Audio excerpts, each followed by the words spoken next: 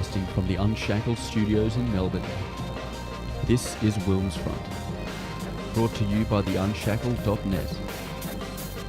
Now here's Tim Wilms.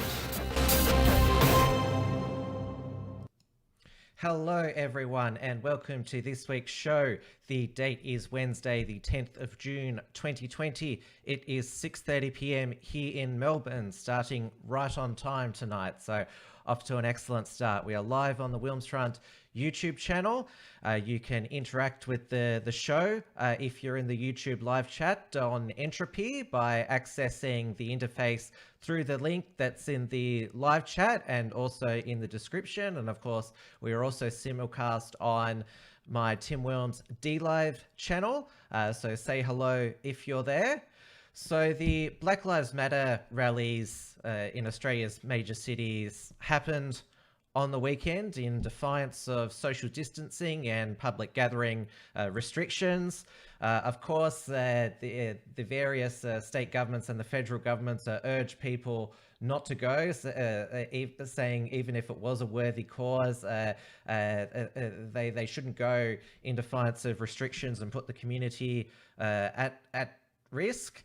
The local message of these rallies were about Aboriginal deaths in custody and incarceration rates, which, of course, the far left Marxist race-baiting agitators, they always present a cartoonish, simple version of these sorts of tragic events. And yet, the statistics do point out that Aboriginal people of Aboriginal descent have a higher incarceration rate than non-Indigenous Australians, but Aboriginal deaths in custody, they're actually less than, well, the rate is actually less than the Aboriginal people who are incarcerated. So actually have a lower death rate in custody to other races as well. Philip E. Armstrong wrote about that on the unshackled.net, and Andrew Bolt also had a good column on that as well. So obviously every death in custody is a tragedy, and we want to make sure it's avoided, but it's not because our police and correction systems are racist, and in Australia we don't arrest people simply for the color of their skin. They're held on remand or sent to prison if they've considered a serious offence.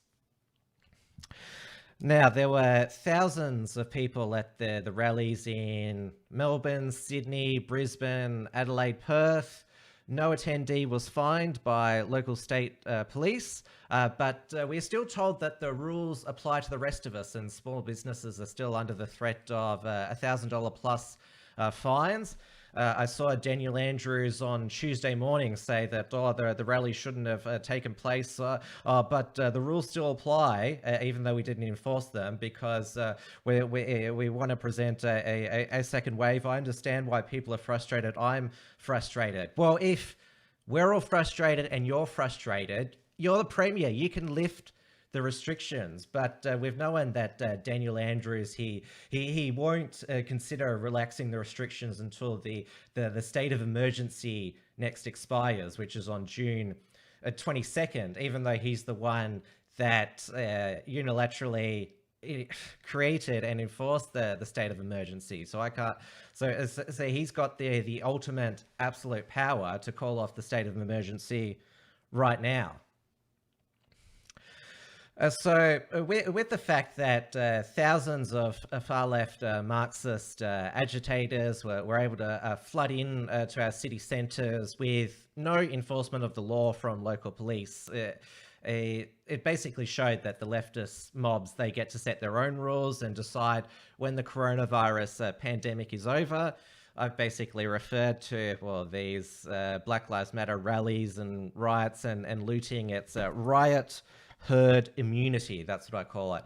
And despite the fact that state and federal leaders urged people not to attend, we had federal Labor MPs Graham Perrott, Aneka Wells, from Queensland and the Northern Territory's Warren Snowden and Marilinda McCarthy attend, as did Greens Senators Janet Rice and Maureen Faruqi, and they were back in federal Parliament and were not being tested, or they weren't self-isolating, because a lot of medical experts, that's another thing, these far left Marxists, they can never tell us ever again to listen to the experts, since they blatantly ignored what the experts were saying. Anthony Albanese had to step in today and evict his four MPs from the chamber to get tested. And well, we actually have sitting in the parliament now lawmakers who are lawbreakers, and they were full on board with all the coronavirus restrictions, the full lockdown, and the house arrest. But all of a sudden now they've decided to that they're above what they said a couple of months ago.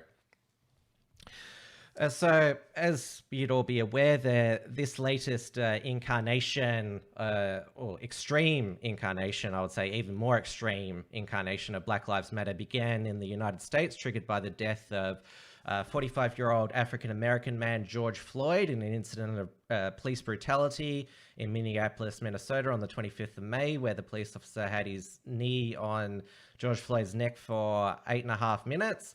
The widespread rioting, looting, and acts of senseless violence now appear to be coming to an end, but not before 20 people were murdered senselessly.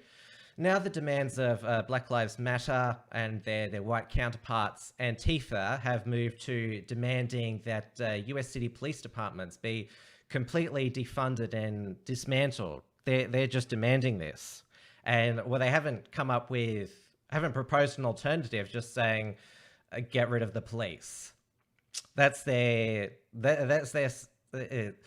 solution, period. They haven't thought through a replacement. Now, over in the UK, the leftist mobs there, they have also broken the lockdown they previously championed, which is still going on, by the way. And they've also now introduced a bonking ban between members of different households. So you can't, if you have a partner who lives in another household than you in the UK, it's illegal for you to have consensual sex with them. It's an outrageous criminalization of consensual adult acts, which I thought in the 21st century would never happen. And don't forget that Daniel Andrews tried to get away with a similar bonking ban in Victoria, which lasted about 6 hours after outrage. The leftist mobs over in the UK, they've moved on from showing solidarity with George Floyd to demanding that historical statues of famous Brits be torn down due to their associations with racism and slavery. Edward Colston, his statue in Bristol, was torn down and thrown in the river by a local anti-visual mob. Winston Churchill's statue was defaced with the word racist on it, even though Winston Churchill is probably the most famous anti-fascist. I mean, he defeated Hitler and Mussolini. The British authorities, they've taken down the statue of Robert Milligan, and students at Oxford University are demanding that the statue of Cecil Rhodes be torn down, and I suppose they want the Rhodes Scholarship to be replaced or renamed. I wonder if Rachel Maddow from MSNBC, she's going to hand back her Rhodes Scholarship, as 20 years ago she had no qualms about receiving that prestigious scholarship.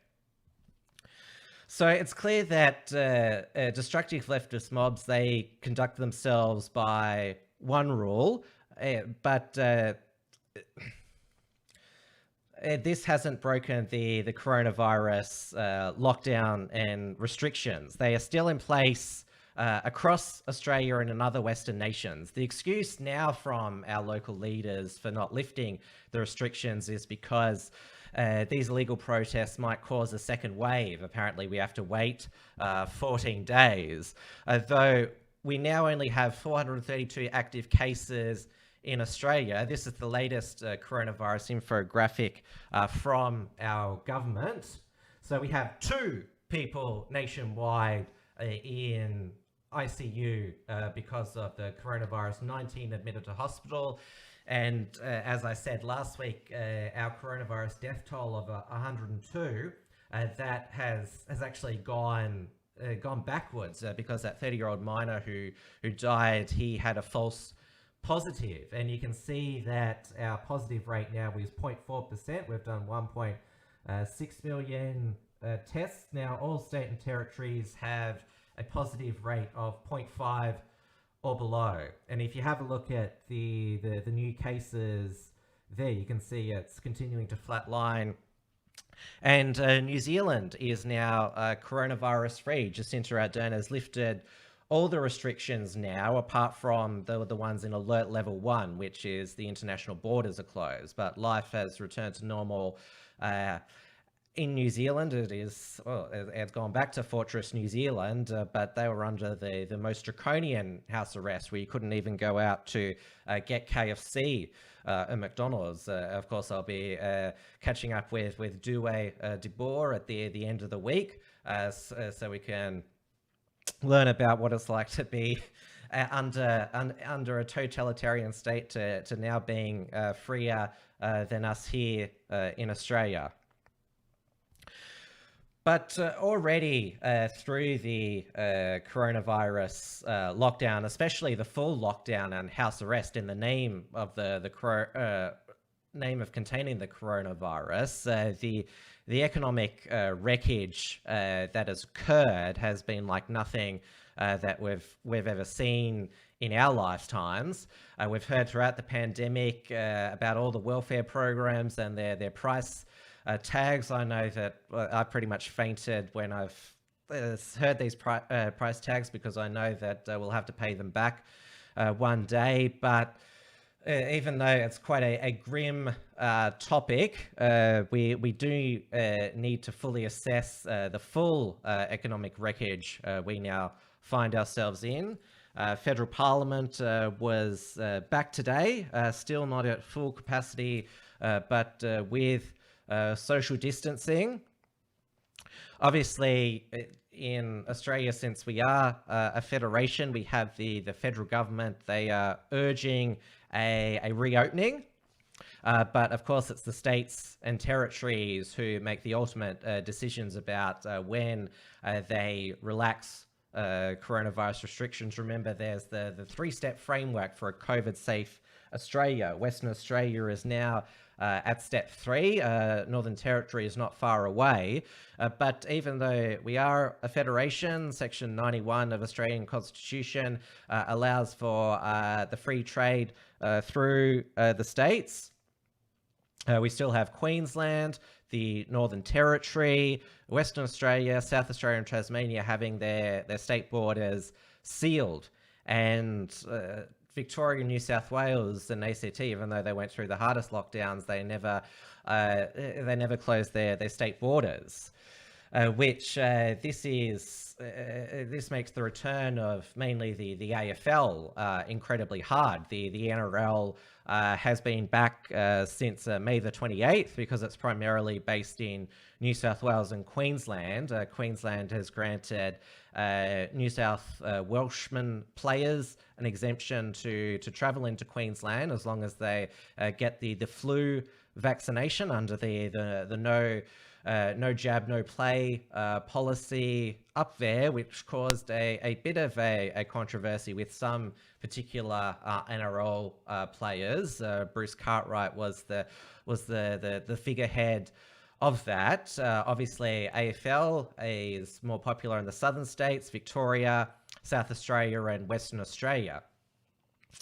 So the AFL is due to start this weekend. The NRL is actually, well, it began ahead of the AFL, but it is now going to have crowds in New South Wales this weekend. So with the first round of AFL this weekend, the South Australian Western Australian teams are going to have a local derby, and then they're going to hub on the Gold Coast for, they've said, 4 or 5 week max until they're hoping by that stage the state border walls will be torn down by then. But Mark McGowan from the Western Australian Premier is giving no indication that that's happening anytime soon. He, in regards to the tourism industry, he is encouraging Western Australians to spend locally. The hard WA border currently has a 90% approval rating, along with his own approval rating. So Mark McGowan's got no electoral incentive to budge there. So the AFL, well, they've been slower out of the box because they've been based. Well, they are based here in Melbourne, which has had the most draconian lockdown. But it's going to be a more prickly return to them, and well, the NRL, they're finally on the ascendancy against the AFL for once. The NRL CEO Todd Greenberg, you'll remember, he resigned during the beginning of the pandemic. And it's basically the chairman of the Australian Rugby League Commission now, Peter Vlandie, who's running the show. Also head of Racing New South Wales and pioneer of the Everest horse race. And he's pretty much a bloody genius, Peter Vlandie. I mean, he's never put a foot wrong in his sports administration career. So the AFL have got to watch out for him in charge of the NRL. He should probably win, I'd say, not just Sports Administrator of the Year, but Businessman of the Year. Now, as I have promoted, I've got 2 featured guests for tonight. First up, I've got returning to WilmsFront Martin North from Digital Finance Analytics from the Way of the World YouTube channel, which is just shy of 40,000 subscribers, and he also co-hosts Interests of the People webcast with former Liberal advisor John Adams. And then a little later on, back due to popular demand, will be Joel Jammal, where we're going to go through not just the tearing down of these statues, but there's been a even further escalation of cancel culture. Hello to everyone in the live chats, including on DLive. And of course, I'll remind before I bring in our guests, I'll put the entropy link in again in the description. So throughout the show, you can ask myself or our guests a question, and you can also send through a super chat. I didn't think up a poll question tonight, but we've obviously the past week we've seen a lot of bizarre news, and I think this is probably the most, I would say, bizarre and outrageous news. I was just talking about the NRL. There's been a suspension of an NRL player. So we've had a NRL player, Benji Marshall. I'm not sure if Reg Penny is in the chat. He'd be able to tell me who Benji Marshall is. I have no idea who most of these players are. He's been suspended from training for kissing a female reporter, which because it's a breach of social distancing and apparently a biosecurity breach. But it could also be classified as, well, sexual assault. We don't know if she fully consented to it, or she may have regret. I don't know who that reporter is, but yeah, that's... we can't believe that he did that, and yeah, so he's been sent home for a simple kiss on the lips. Thank God he's not in Boris Johnson's UK. Otherwise, well, he'd be carted off and incarcerated in prison there. So certainly this just shows that despite the fact that, well, in Australia at least, the virus is, I would say, fully contained, We have our ICU wards and hospitals pretty much empty of coronavirus patients, which means we should get people back in for elective and non-urgent surgeries as soon as possible. Because it just seems to be politics, politicians hiding behind, pretending to hide behind health advice there that is preventing the economic reopening there. Now I'm just going to bring in Martin North now.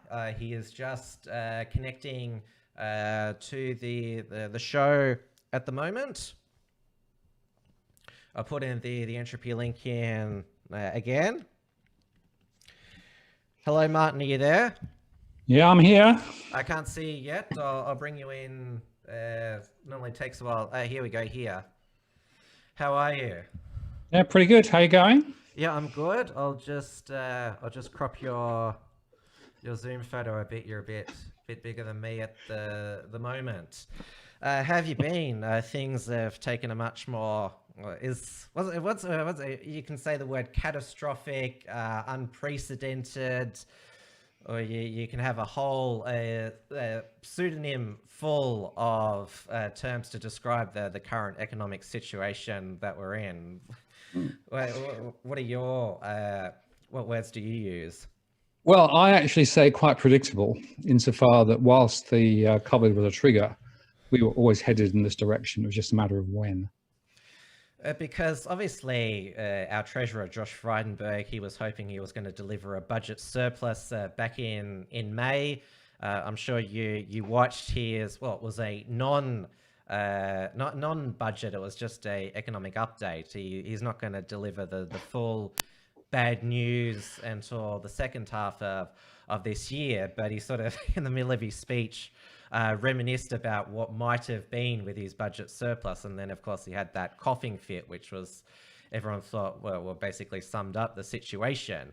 But of course, well, the political line from the coalition has been, this is a one-in-a-century economic event, and we had no idea this was coming. But based on what you've just said, it was coming anyway. Yeah, so the point there is clearly the pandemic was not predictable, although there were a number of people talking about this ahead of time. So over the last 5 to 8 years. And in fact, I used to run workshops for corporates. I used to war game potential futures. One potential future was a pandemic. So, you know, it's not completely off the wall. But the point there is that if you look at the economic situation that we're in, the economy was already slowing. The reason that the government was able to claim potentially getting a break-even budget was they'd actually throttled back spending. In fact, spending per capita was below where it had been for, you know, almost a generation. So, you know, it was not without actually crushing the economy that they were going to do this thing. And we also, of course, have very high debts and all those other things are in the background. So in a way, that surplus had become an iconic target that was having consequences on the economy already. And now, of course, with COVID, we've got a completely different situation. But my concern is they may go back to their fundamental doctrine, which is, you know, squeeze the support as quickly as possible, try and get back to a surplus as quickly as possible. And I think probably that's a folly. I don't think that this is a situation that we can get to. But nevertheless, if in fact the lever they're going to pull is the property and housing sector and throw more money at construction, which is what they're doing, then we're building a bigger sandcastle in the air for later. Yeah, we'll get to the job. It's a home builder program. There's so many what you'd call them two-word programs. It used to be, I remember they used to call Tony Abbott the three-word slogan man. Now Scott Morrison is the two-word program man. Well, I've got one for you, and that's called job killer, right? Because I actually think that there is a program, it's not spoken about, but it's actually called job killer, and we're already seeing it. So. Sometimes he doesn't help help himself when the leftists they have that hashtag Scotty for marketing, which is designed as a demeaning one. But when he comes up with these, he actually came up with a. I covered it a couple of weeks ago, or when Craig Kelly was my featured guest. There, we were entering the job maker phase now, which job maker isn't actually a program. It's just a two-word slogan, or you call it. It's a slogan, exactly right. Yeah, no, marketeers are good at that, right? The trouble is that marketeers aren't necessarily very good at following through. And it's the follow through that we need if we're really going to take the economy to where we could take it. And that, I think, is the really important debate from this point, right? We know we've got an issue, but it's where we take the economy and where we place our bets in terms of future investments. And that's a discussion that really is hardly being had at all, because we're just reverting to type, unfortunately. And I think there's an alternative narrative that we could talk about that potentially takes us somewhere rather different. And by the way, it overlays things like responding to the climate change and responding to the energy mix that we're going to need into the future. I mean, there's a whole bunch of conversations that we should be having, but the key one is we're not investing in innovation. We're not investing in businesses that are going to create new momentum for the future. And that, unfortunately, is going to leave us in a very, very exposed position, because our economy is very narrowly based. If you look at it on an international basis, I think we're close to Zimbabwe or somewhere like that, or Uganda, or we're right down close to the bottom end in terms of the breadth of the economy, and therefore the sustainability of the economy, unfortunately. You and I would both remember the non-delivered first budget surplus projection, which was 2012-13, with Wayne Swan saying he was going to deliver, was that the first of 3 or 4 surpluses, and now we've had the second one. And it's been widely spoken about that our Treasury Department has engaged in, well, they've had a series of dud predictions based on what turns out to be inaccurate economic modeling, and well, it's under the microscope more than ever now. For example, they projected that unemployment would be 10% by June at 6.2, but what that is, the people who are looking for work and not underemployed or given up work. That's a dud number. That's a dud number. That's not the real level of unemployment at all, right? It's the manipulated, compressed, managed number. Just like the US number, they came at 13.3%, the US unemployment, right? The reason for that is that they actually miscalculated it firstly, but they've also excluded a lot of people who should be counted but aren't being counted. So it's a dud number. The Treasury numbers showed that our economy contracted by 0.3% the March quarter, and it's been projected to be 10% for the June quarter. We know it's going to be a negative growth figure, which the definition of a recession is two quarters of negative growth. I obviously the figure hasn't come through yet, but surely nobody can. June is going to be worse. I predict June will be worse. So they would say that Treasury is in the ballpark there, and then of course the biggest Treasury cock up, or whatever you want to call it, was the JobKeeper numbers, where we were told that it was 6.5 million Australians receiving it, costing 130 billion, and then it was I think 3 weeks ago now it was actually 3.5 million on JobKeeper, and it was now going to cost 70 billion. They blamed some businesses not putting in the forms correctly, but then they said, "Oh, we also did got this figure through. We thought that the lockdown, the pandemic, was going to last longer." So they sort of had, when somebody comes up with sort of a whole range of excuses, then they know themselves that they've stuffed up big time. Right. And you remember when it was released? late Friday afternoon, yeah, right? trash That day. is always, wherever they've got a big issue they don't really want to talk about, right? For example, the robo-debt thing. Guess when they announced that they were going to actually refund people late Friday afternoon? Right? Yeah. When did they release the cash ban legislation? Late Friday afternoon. It is a behavior that anything that comes out late Friday afternoon, have two looks at it, because it's there for a reason. Well, I do my other show, Trad Tasman Talk, Fridays at 6 p.m. with my New Zealand counterpart, Due de Boer. And because Friday afternoon is taking out the trash day for governments, I basically have all this news that I can share with both our respective Australian and New Zealand audience fresh on a Friday night. So they certainly don't get past me. Jolly good. And that's right. It really is. It's a method. But yeah, going back to that 60 billion save, right? I was looking at my household surveys right before this came out, and I couldn't understand where they were getting the 6 billion from. I wasn't seeing it in my numbers. There wasn't enough households saying that they were getting the support. Now, actually, I think 3 million households is probably too high. I think it's probably going to be lower than that. Because, for example, ANZ came out and said half the people who asked for mortgage support are getting no income at all. So there's a lot of stuff going on. I'm not sure that the numbers are settled. And that's really the point, right? How do you make policy in the middle of complete rubbery numbers and with complete assumptions that clearly are wide of the mark? The key question for me, though, is September, right? So we know that a lot of these programs are due to end at the end of September, and in fact Morrison today reaffirmed they will run through to the end of September. Well, what happens then, right? What happens when the banks pull their interest and principal mortgage holidays?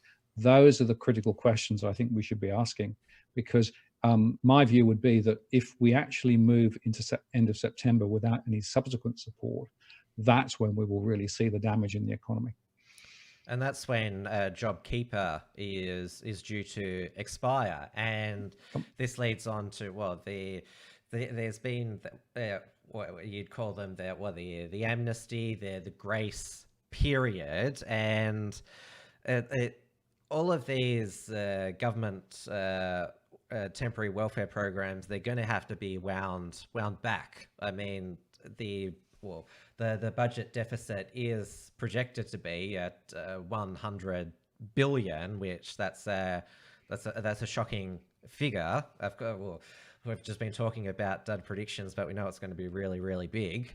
Yep. So you're absolutely right that it's the September quarter. That's when the sort of it's the spirit of I would say, we're all in this together and businesses doing each other's favors, and that it's going to be well and truly over by then. And that's when we will see a second economic devastation wave, to use that term. Well, and remember that the September quarter data won't be out until close to Christmas, right? So we won't get a real final read on what the GDP number was in that third quarter till nearly Christmas time.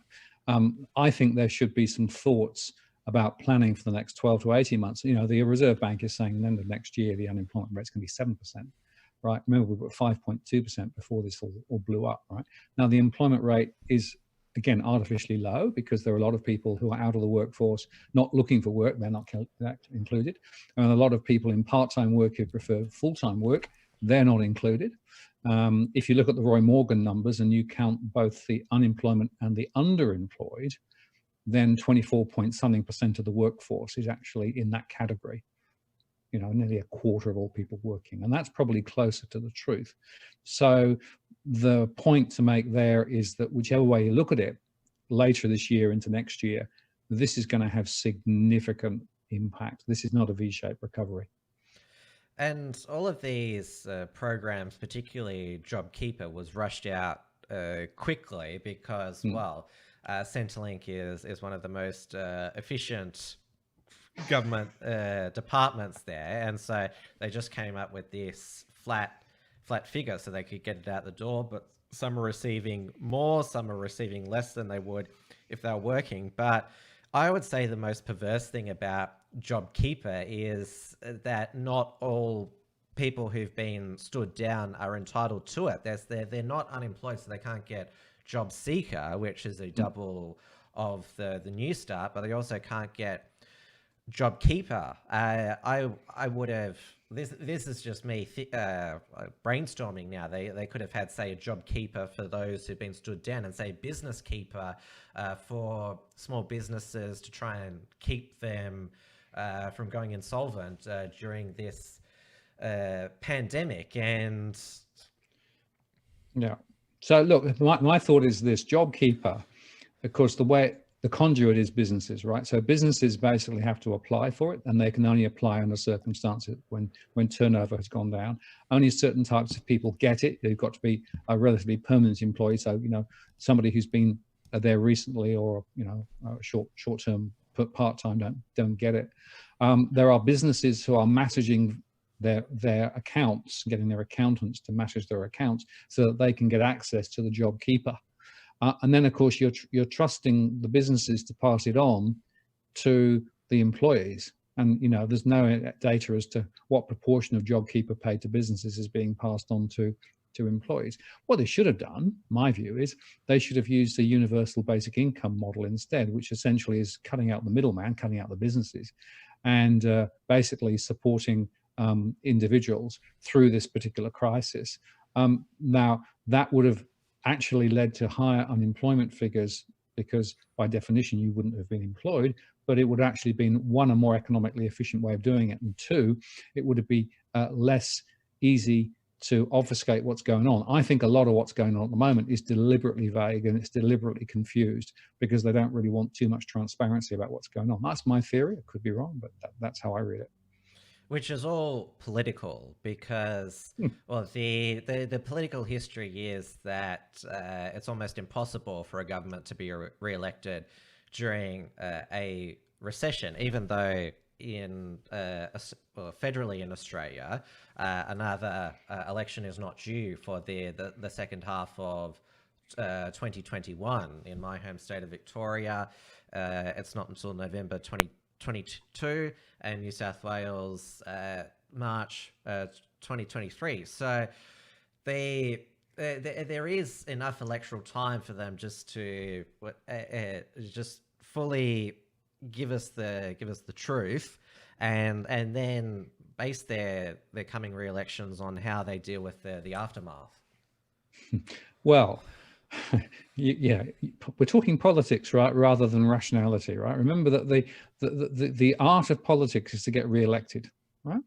So you can be pretty sure that those in power at the moment at the federal level, their main concern is to make sure that home prices are still relatively high as they come to the next election, which is one of the reasons why they're throwing all this stimulus money at the construction sector, to try and support the property sector, to try and support house prices, right? So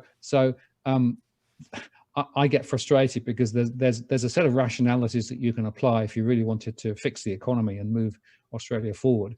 And there's a set of rationalities you can apply if effectively what you're trying to do is just muddle through to the next election and try and get re-elected again. And I unfortunately think that the quest for power has overtaken long-term strategic thought, not just here, but around the world, insofar that politicians' main objective seems to me to be getting re-elected. In fact, I interviewed a couple of weeks ago from my channel a senator from Queensland who's on the Liberal side of the House, as it were, and he's completely frustrated because he's saying we're not doing the big things we should be doing. We're not actually laying down the foundations for investing in the future to be able to create a sustainable long-term economy for Australia and for businesses and those sorts of things. And he's in there, and he's seeing all of these shenanigans going on, and he was actually able to come on and spend half an hour with me explaining why what essentially they're doing isn't necessarily the right thing to do. It's pretty critical of the Reserve Bank too, by the way, as well. But there is a political agenda, and then there is a rational strategic agenda, and it's the political agenda that takes center stage all the time. So everything is made taken as a decision through the political lens, and unfortunately, as a result of that, some people win, but a lot of ordinary Australians will lose.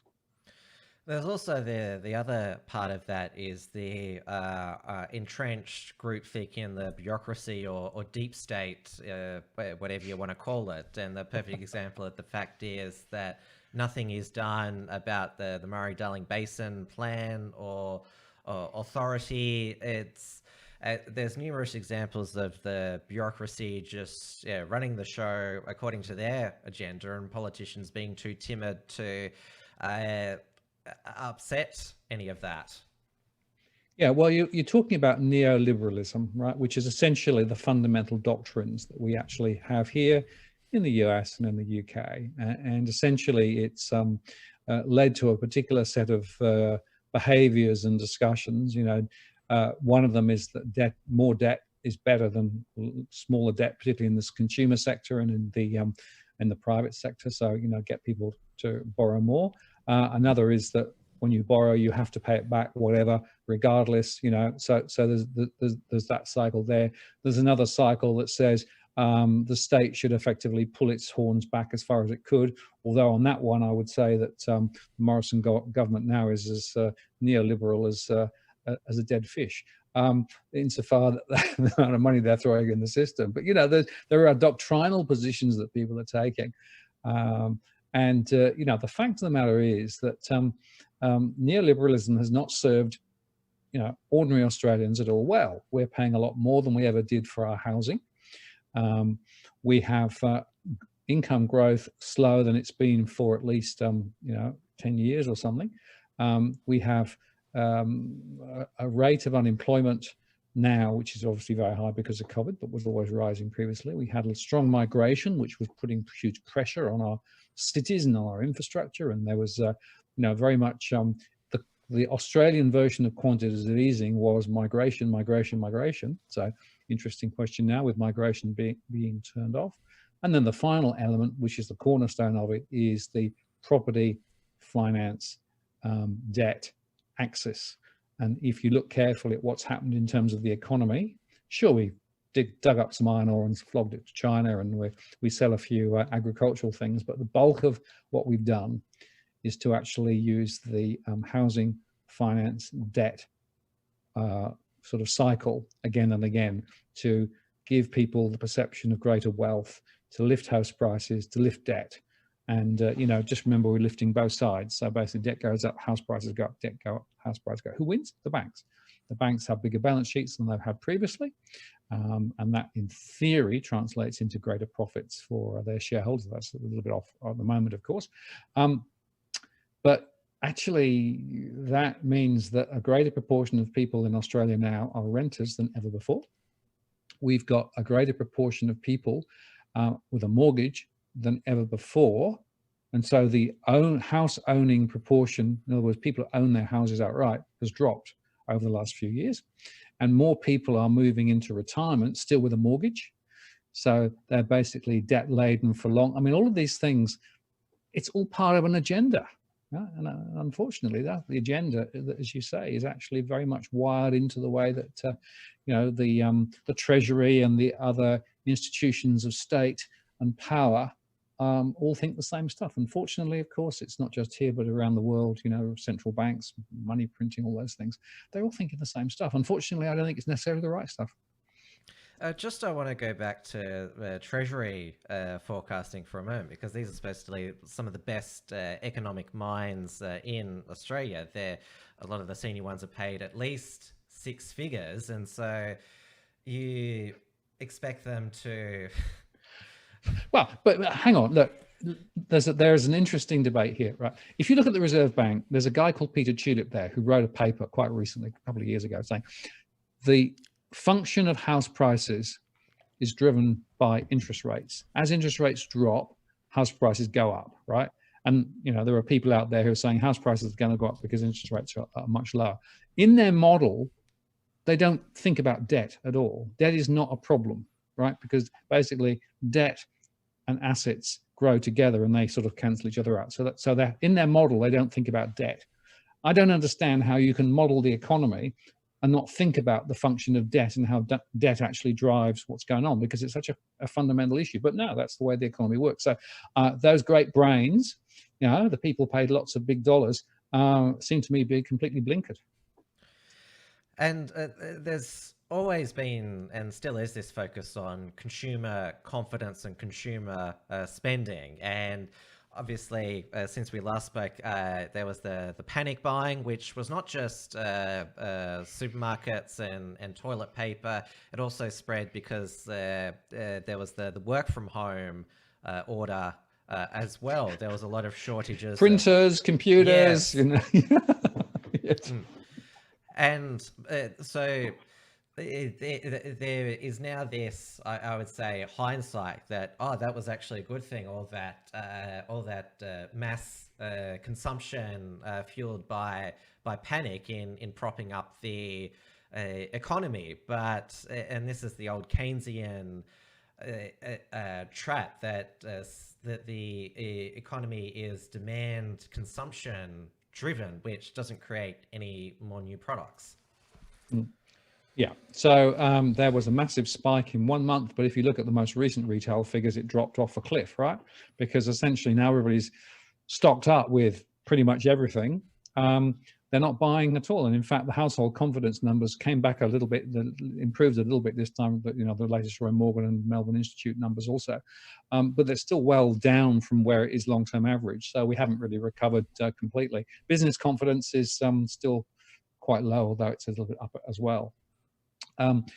But my view is that there was definitely a realignment of spending patterns through the panic, and you know, it's quite logical when people feel that they're not in control, and people weren't feeling in control because of the fact that the virus was there. One of the things you can do is to take control by buying stuff and storing stuff, and you know, at least you've got enough blue roll, right? So there's a psychological reason why people do it, but actually I'm not sure that this is really going to help the economy long term. We also know that of course inventories will run down. Some of those inventories have not been able to be replenished yet because internationally the supply chains aren't working as they were.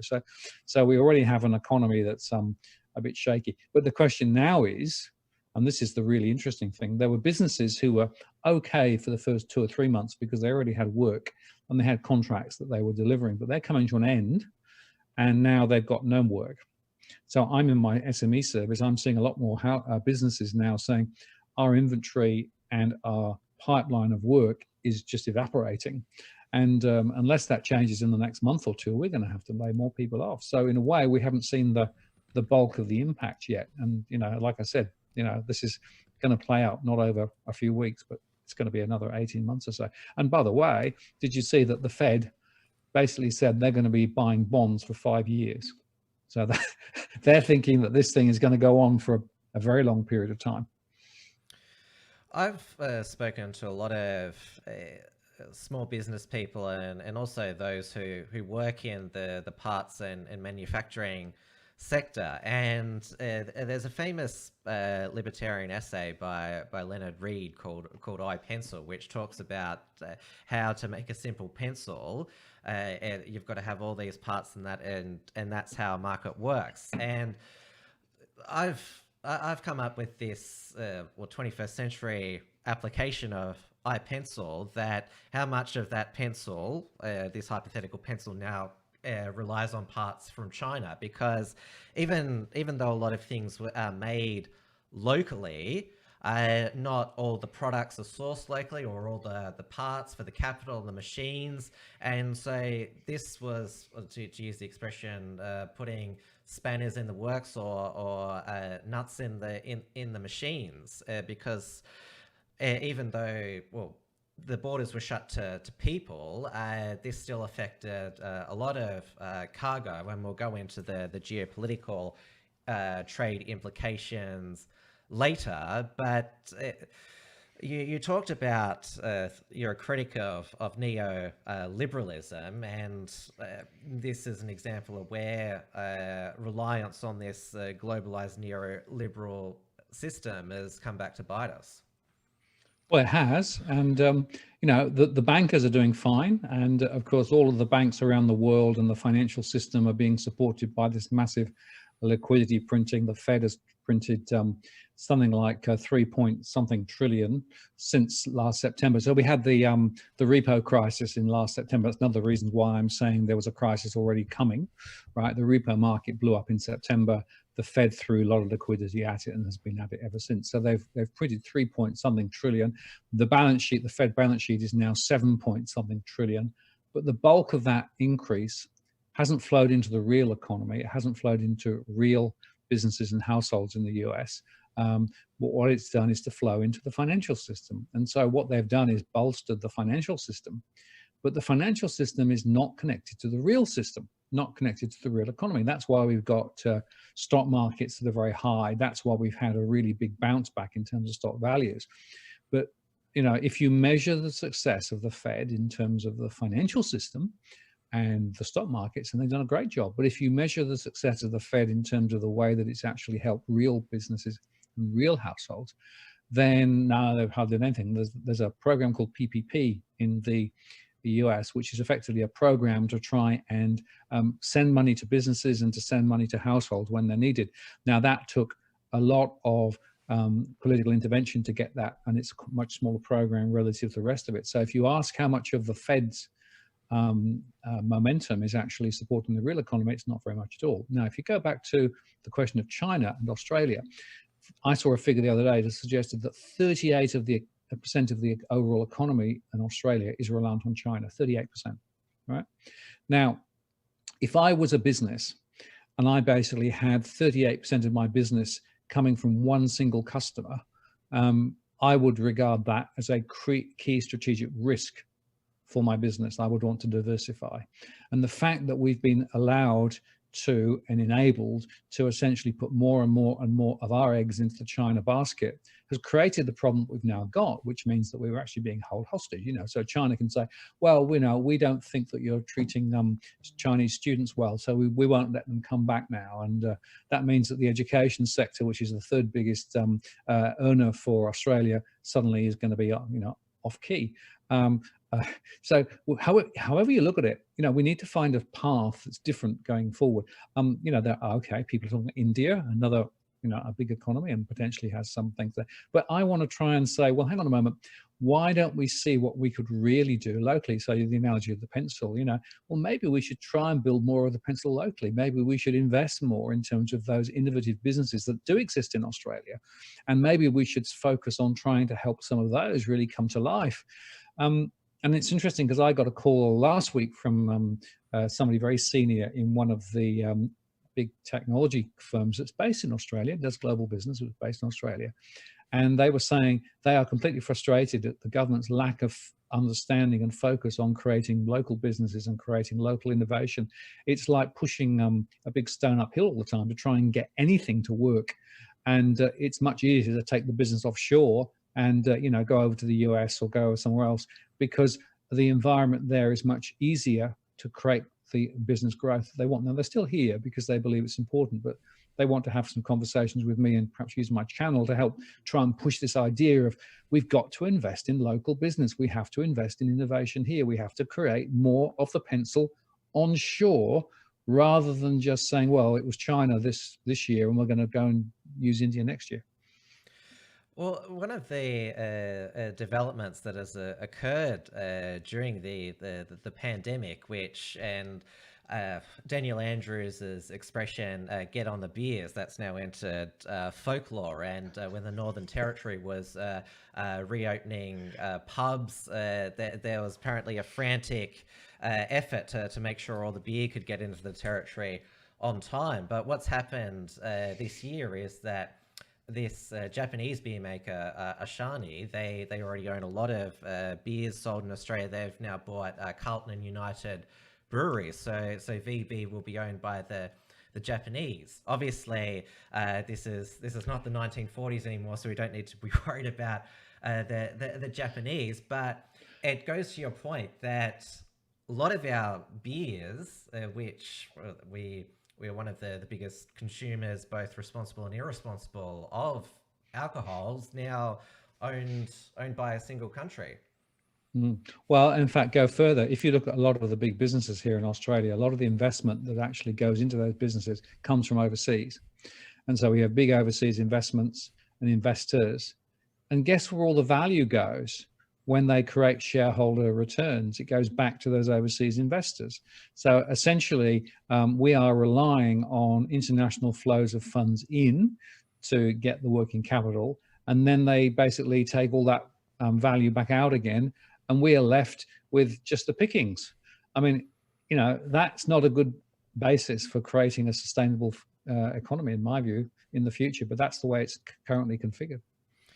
Well, you and I are both in the media industry, and I guess it gives us optimism that probably two of the most successful global audiovisual companies, Rode microphones and Blackmagic cameras, are Australian companies. So absolutely, I use them both because I actually want to support local and actually make darn good products at a reasonable good price. So good on them. Yep, same here, and they're innovative products as well. They're bloody amazing.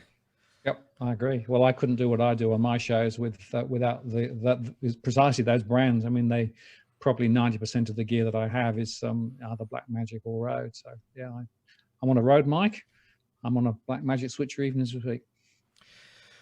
When you and I last spoke, we were talking about the cash ban, which had got the sign off from the Senate committee, but we saw during the pandemic a self-imposed cash ban by many businesses who said they were no longer accepting cash because of the risk of coronavirus transmission. Obviously, the big major retailers such as supermarkets still accepted cash, though they did discourage it, and a lot of banks increased their tap and go to 200. And you mentioned about the historical thing about the Fed and Reserve banks. They print money, but it's obviously digital. Now, people didn't need much encouragement to embrace a cashless society or a government decree. Yeah, but there's a difference, isn't there, between saying you can choose to use either cash or you can choose to go electronic. And, I personally use electronic most of the time because it's more convenient. That's different from having the liberty taken from you to use cash if you want to use it, which is what the cash ban was about, right? Above $10,000, although it might come down later. There's a philosophical divide between those two positions, right? I agree. But certainly there is not as much scrutiny now on the cash ban as there was previously. So it's stuck at the moment. So basically, we don't know what the Liberal Party is going to do. So there is some people who believe that they just want to keep quiet about the cash ban and let it die quietly because it's created so much political embarrassment. I mean, we had 3,500 submissions to the Treasury, 2,500 submissions to the Senate inquiry. The Senate report basically said, well, you'd have to make some major changes to the legislation if it was to progress, and so it's just got stuck. So we don't know quite where it is. There are some people who think that it's going to go quietly. There are other people who think that the Liberal Party will bring it back at some point after making some changes. And the other point to make is that both the World Health Organization, and I don't necessarily believe everything they say, but they actually made it quite clear they don't believe that notes is any worse a carrier than anything else. And the Reserve Bank published under a Freedom of Information inquiry about 2 weeks ago, some documents again saying the same thing, that essentially all the analysis that's been done around the world is that notes don't have any more of a risk of carrying the virus than any other form. So actually there is no reason to ban cash a la COVID, right? Now, going back to the convenience thing, sure, it's convenient for many people, and people, like to use electronic quite often, but there are some people who still don't, and some older people prefer to use cash. Some older people don't feel comfortable with the technology. And I remind you what happened on the South Coast over Christmas when all the power went off, right? Yes, I remember the story. And suddenly nobody could buy anything other than with real money. And that's really my point. I think we should have the option of using real money, notes, if we want to. We shouldn't have our civil liberties eroded by saying thou shalt not use it in this particular circumstance, with the risk that they then take the limit down and down and down and basically displaces cash completely. But on the other hand, it's something which, is good to be there, but I don't think we need to be religious about it. If people want to use digital, fine. If people want to use cash, fine. But we should have both options. Well, I don't want anybody in Canberra dictating what I can and can't do on that particular issue. Yeah, I completely agree. And I'm like you, I use digital transactions quite frequently. The point I was trying to make with some businesses saying they refuse to accept cash is just that it's a private nudge towards coercing people, because if you want to pay in cash for things, I interviewed a couple of months ago Max Eigen, who lives remotely, and he pays for everything in cash, and he had to kick up quite a stink with local businesses, and basically make the point that it says legal tender on it. You can't refuse to accept it, and they eventually relented in that. But you see what I mean here, that because we do know that private companies, they do wield a lot of power over our lives, especially when they work in unison. Oh yeah, and clearly the banks want to get rid of cash. There's no doubt about that. They've published lots of reports and lots of opinion pieces saying, cash is going to disappear very quickly, and why? Because costs of handling cash are very high. So if you've got to have cash in your bank vault, you have to have security, you have to have all of the protections of it, and it's hard to handle. So if you can get rid of it, fine. But again, my argument would be we should have the right to use cash for as long as we want to use it. If at some point in the future everybody says, oh well, cash has really just run its course and we don't need it anymore, that's fine, different place. But trying to impose a cash ban based on a very badly placed argument about money laundering and all those things, and the gangs and all those things, and then trying to justify and post-rationalize it afterwards. No, we shone a spotlight on that, and the politicians have run away. So let's see where it goes. Definitely. We were told that this pandemic and the restrictions would last for at least 6 months. That were the words that came out of Scott Morrison's mouth, and there was a lot of bipartisanship for a while. But I'm not sure if you watched Parliament today, but it's definitely the era of bipartisanship. It's falling apart. It is over, and now is the time to. Well, for example, the cash ban, but other contentious policies that they try to rush through. Now's the time to sort of say, hang on, no, you're not going to get away with this. Don't think we're not looking. Like, for example, the new ASIO power for warrantless surveillance. Yeah. So, I mean, if you count up the number of days that Parliament has actually been in sitting since the start of the year, I think it's as low as it's ever been, right?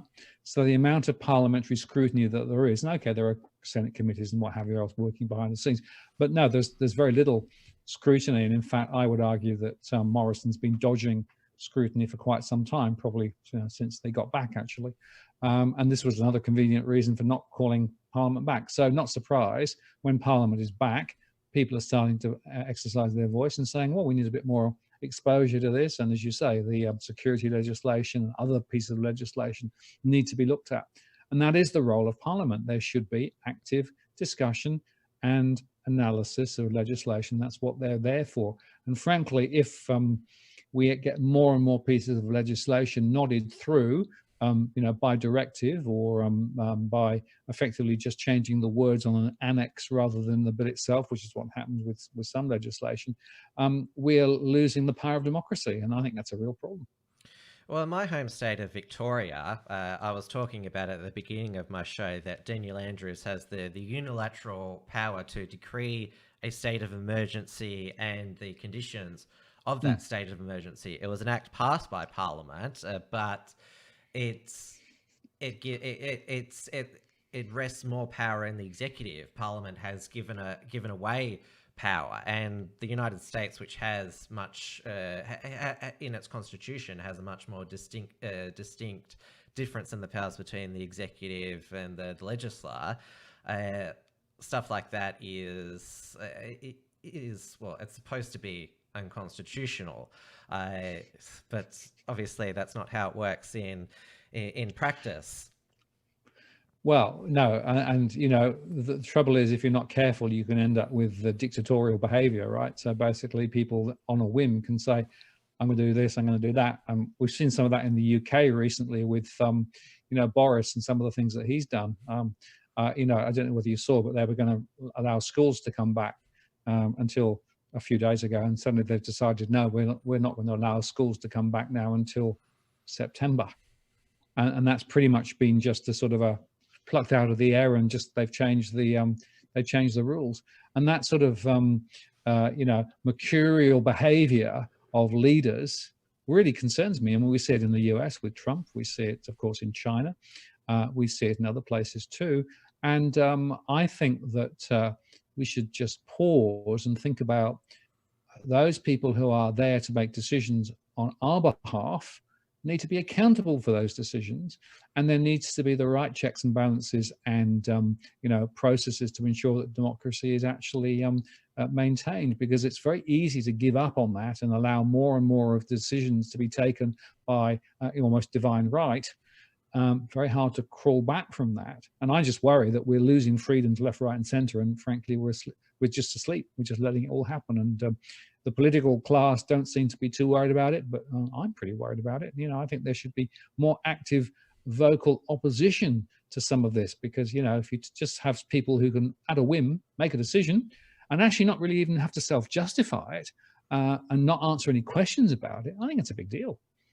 Well, you mentioned that the robo-debt repayments was one of the Friday afternoon trash-taking exercises, probably by, I think most people would who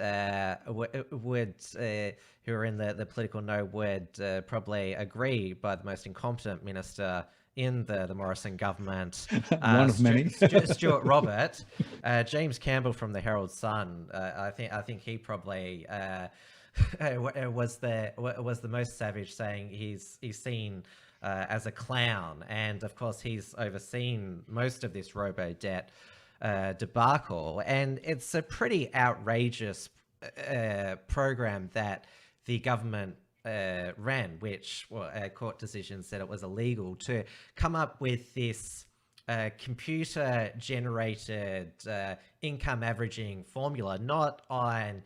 It's not based on any actual figures on what people earn, or it is just based on, well, we think we've got all the resources of the federal government to throw at you and harass you, and it caused so much mental harm in people. And this is why I recommend to most people avoid Centrelink if you can. And they I talked about how they're the most incompetent government department, because they constantly incorrectly pay people, but you're held responsible for their mistakes. I've had firsthand experience for that, and for a government to harass its citizens like that, and to basically, Stuart Roberts said, yeah, we made a mistake, we're going to be repaying what we illegally took from you. There's just no sense that there's no sorry or anything like that. Well, and I don't know whether you've seen, but some of the media stuff on this is quite interesting. They won't say sorry because they're worried that if they do, that might actually lead into further legal action. So they're trying to actually, well, I agree. I mean, they should, and they should be exposed. The second one, I don't know whether you saw, but I think it was on Q&A on Monday night on the ABC. There was a guy there representing the government. I think it was a senator, and he basically was arguing that, of course, the government is there to try and maintain the integrity of the tax system, and to make quite sure that every dollar that's actually taxpayers' dollar is actually used for the best possible purpose, right?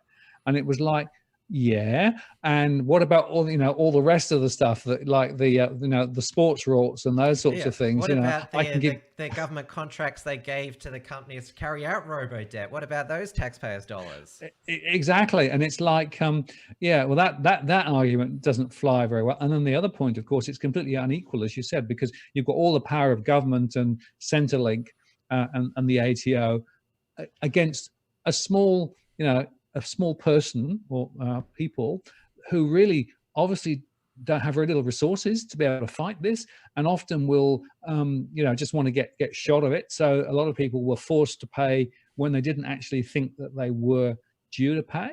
I mean, this is one of the biggest, most scandalous things that I think have gone on, and I think that rather than just refunding, there should be absolute compensation, and I and agree. also I'd make the point that there have been a number of suicides, and massive social disruption to people because of the robodebt thing, and nobody wants to talk about that. So this is a major scandal. I think the minister should actually go on the back of it, but no, he'll be protected. Well, he's already been gone once. That was over a junket he took to China, of all places, about 5 years ago. Most of us conclude that he only got back in the ministry because he and ScoMo were a church buddies, and well, it was all right for Stuart Robert to pay back the excess internet charges that he incurred, something like $37,000. He doesn't get in trouble or anything like that, just pays it back. Oh, it's one law for them, one for everybody else. And of course, eventually he'll end up with one of these gongs like Bronwyn did and like Tony did, right? Well, it's funny you mentioned Bronwyn Bishop. Obviously, Choppergate is inexcusable, but I see her on Sky today, and she's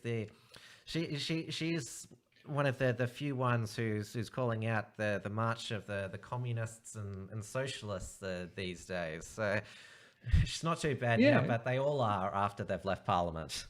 Yeah, and with on a nice big pension, of course, and the public sector, of course, do very well out of us taxpayers through their political career and beyond. Just remind everybody about that. And of course, not many of the public sector senior, the pollies have actually given up any of their salary increases, as I recall. One rule for them, one rule for us. Well, they only ever engage in a pay freeze.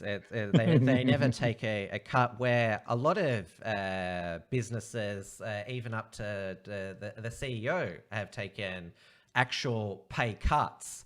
And of course, the classic example is the ABC claiming that funding's been cut when it's been either frozen or they're not going to pay the increases that were put into the budget.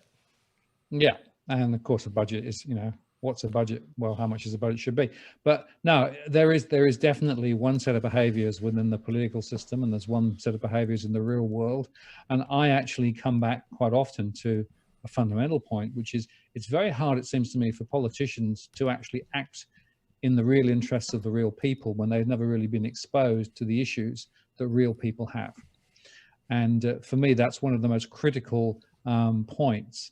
There's a political machine, and quite often people go through the political machine and ultimately end up going into Parliament, and then effectively they've really been insulated from real everyday life.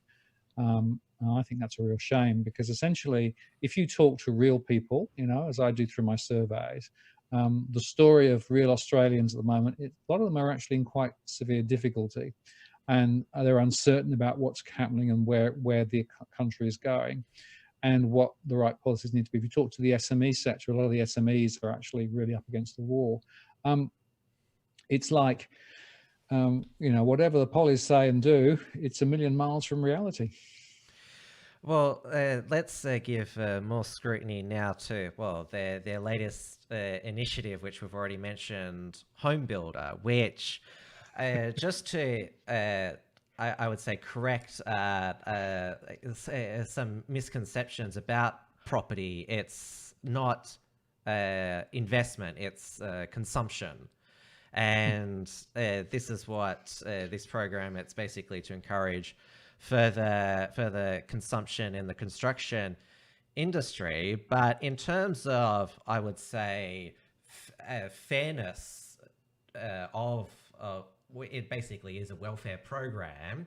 It's the language being used is that you already had to have all your ducks in a row to either renovate or build a new home. There's a less than 6 month window to take advantage of this $25 cash grant. It's unfair and a real dud, and it's not what's required either.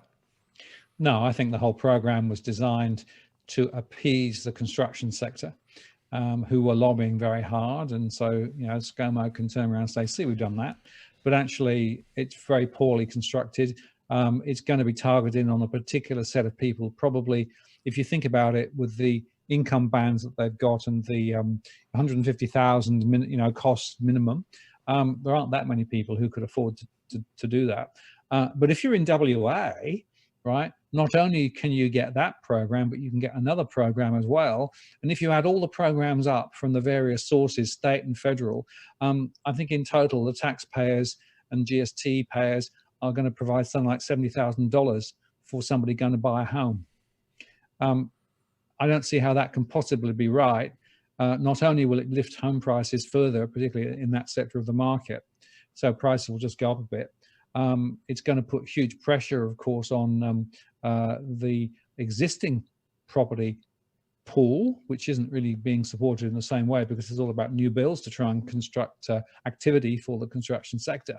So I think this is one of the most misplaced programs. And a number of people have basically said, well, they're all going to be doing this building anyway, so you're just, you're not really giving them extra incentives and just giving them some money. There are other people saying, well, it might bring forward a few, but not that many. But what about social housing? Surely, if you were going to actually want to create significant momentum in the construction sector and create long-term value for Australia, now's the time for building some social housing and get on with it, because we have a housing sector issue in the social sector. We have a lot of people who can't afford housing because of the massively stupid policies for the last 30 years. And, if you were going to spend some money, spend it there. So I think this whole program is a complete dud, but it's going to no doubt, win those in power a few friends from the construction sector. My Premier, Daniel Andrews, one of his biggest electoral winners is the infrastructure blitz. Where I live in the southeast, he's been removing the level crossings on our train line, which obviously means that traffic is significantly less congested during peak hour, and it's not surprising on the Frankston, Pakenham and Cranbourne lines. He won all those seats at the last state election. He's currently building the rail loop through the CBD, and also unveiled the suburban rail loop. And he's talking about to kickstart the Victorian economy again, which he shut down and continues to keep shut down. He wants more infrastructure, and this is where his signing that memorandum of understanding with China about their One Belt, One Road program. The state finances are already deteriorating because of this public works investment, and the speculation is he wants to get some financing from China as well. This is a two-part I would say analysis for you. First, the value of this big infrastructure build, even though he is building it, he has a history of not getting value for money. And the second of Chinese financing. Yeah. Okay. Well, let's talk about infrastructure first. We absolutely do need to, if we're going to kickstart the economy, get going, we need to actually have more momentum. And it's quite right that and appropriate for government to fund some of that. And funding appropriate infrastructure investments, I think, makes a lot of sense. We need to build for the future rather than just building more rabbit hutches for the current that we don't need. We've got 1 million spare properties already across Australia. We don't need any more spare houses, right? But there's a really important question then about what processes are used to determine which infrastructure should be built and how it should be built and how it should be funded. My worry is that in New South Wales, we have sold off a lot of our infrastructure to foreign owners in recent times. And so basically what happens is that the public sector builds infrastructure and then flogs it off to get the capital. And I think that's a major mistake. We should be owning some of our critical systems and processes and infrastructure, I believe, for the public good, right? And it goes back to this neoliberalism idea. I don't believe it. I believe that there is actually a role for government to provide world-class infrastructure for our futures. And my own view is that we should be measuring the outcome on the economy, not in terms of GDP, but actually in terms of the benefit to the wellness, to the livability, and benefit to the people in the country. That would be how I'd measure it. So I think that will be a really good test for some of the infrastructure that's being built. I think some of the stuff that is being built is probably the wrong stuff.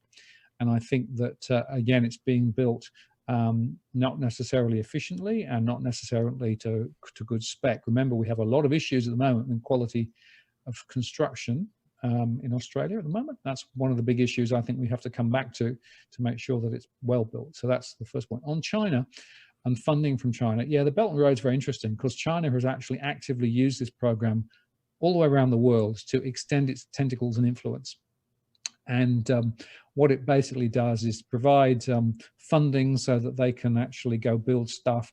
Obviously, China funds it, but also China then actually provides a lot of the expertise and activity and even people to build it.